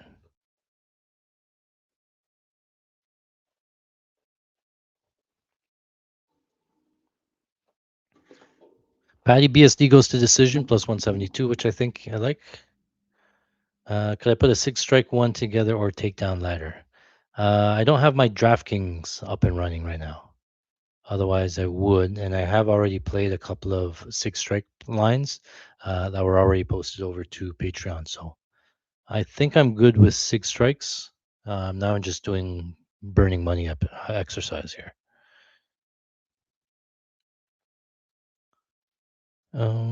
King Green. Okay, I'll do one or two more and then I'm going to call it quits. Already almost running into 3 hours long, 3-hour long podcast on bets. But where else are you going to get this type of content? It's like sitting around with the boys building parlays. I'm not a big parlay guy, but I do like taking shots. Gable.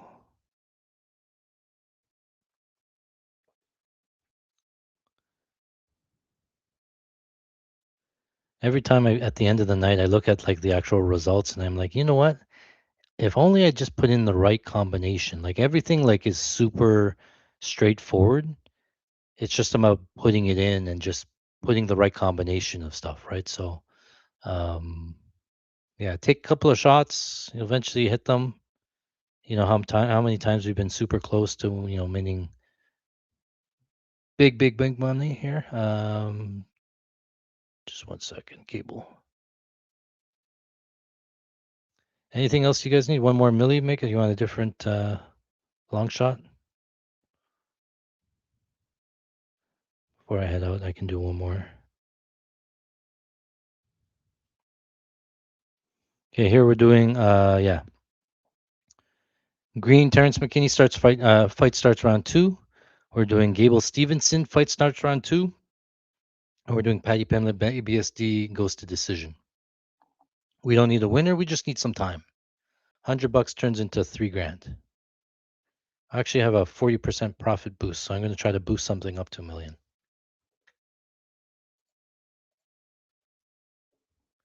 Any other big ones that we didn't play that we wanted to play? One, for example, would be max decision plus 600, plus 6 something. 650, I like.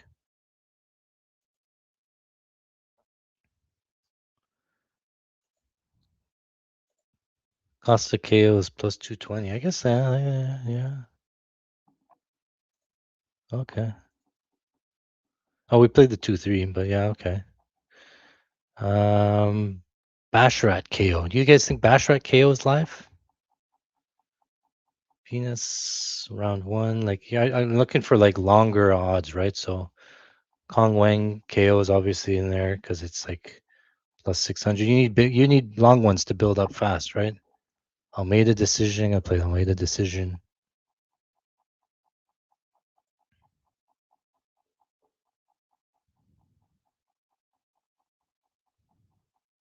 Oh, you said a same game parlay. Gable Stevenson, Robert Whitaker. I think Rob Whitaker KO points were both pretty short.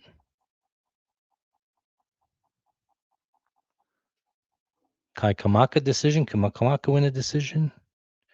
Plus 390.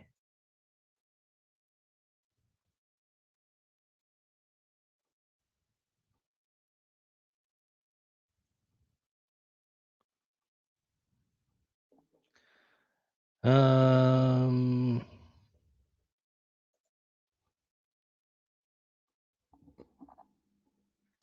all right, that's it. I'll just play those 4. That's not even that much. Because I have a profit boost and I'll boost it up a little bit. Patty decision.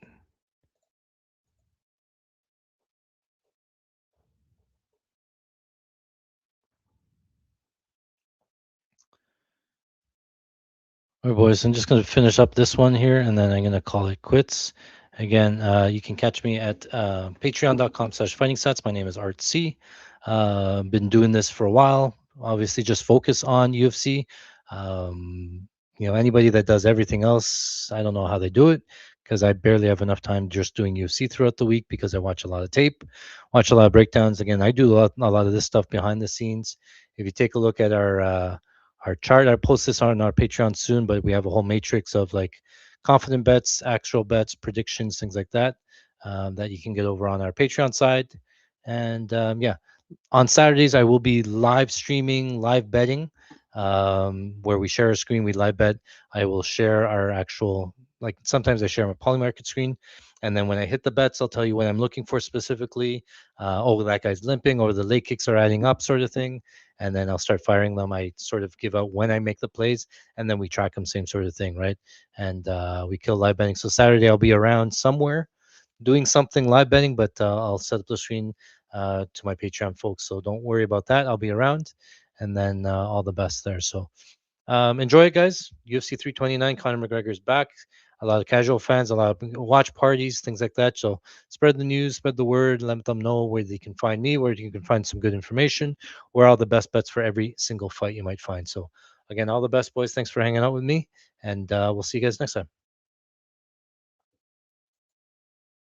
Well, that is it for today. Thank you very much for watching. If you like this type of content, make sure you smash that like button. Hit the subscribe. You get notified anytime we put out new content. Remember, for 2025, Fighting Stats is on an absolute record-breaking heater. We were up over 350 units. That's $150,000 just from betting on UFC. Now, if you take a look at this profit chart here, it wasn't 1 or 2 big parlays that got us there. It was consistent wins week over week, month over month. We put in our time. We put in the tape case study. We looked at all the fighting stats and we got there. The record speaks for itself. Now our exclusive Patreon members get access to our live betting watch party where we watch and live bet on UFC together. That's an additional 100 units that we made live betting on UFC today. I tell you what to bet and I tell you when to bet it, so you can join us today. Again, all of that's available at patreon.com/fightingstats. Good luck.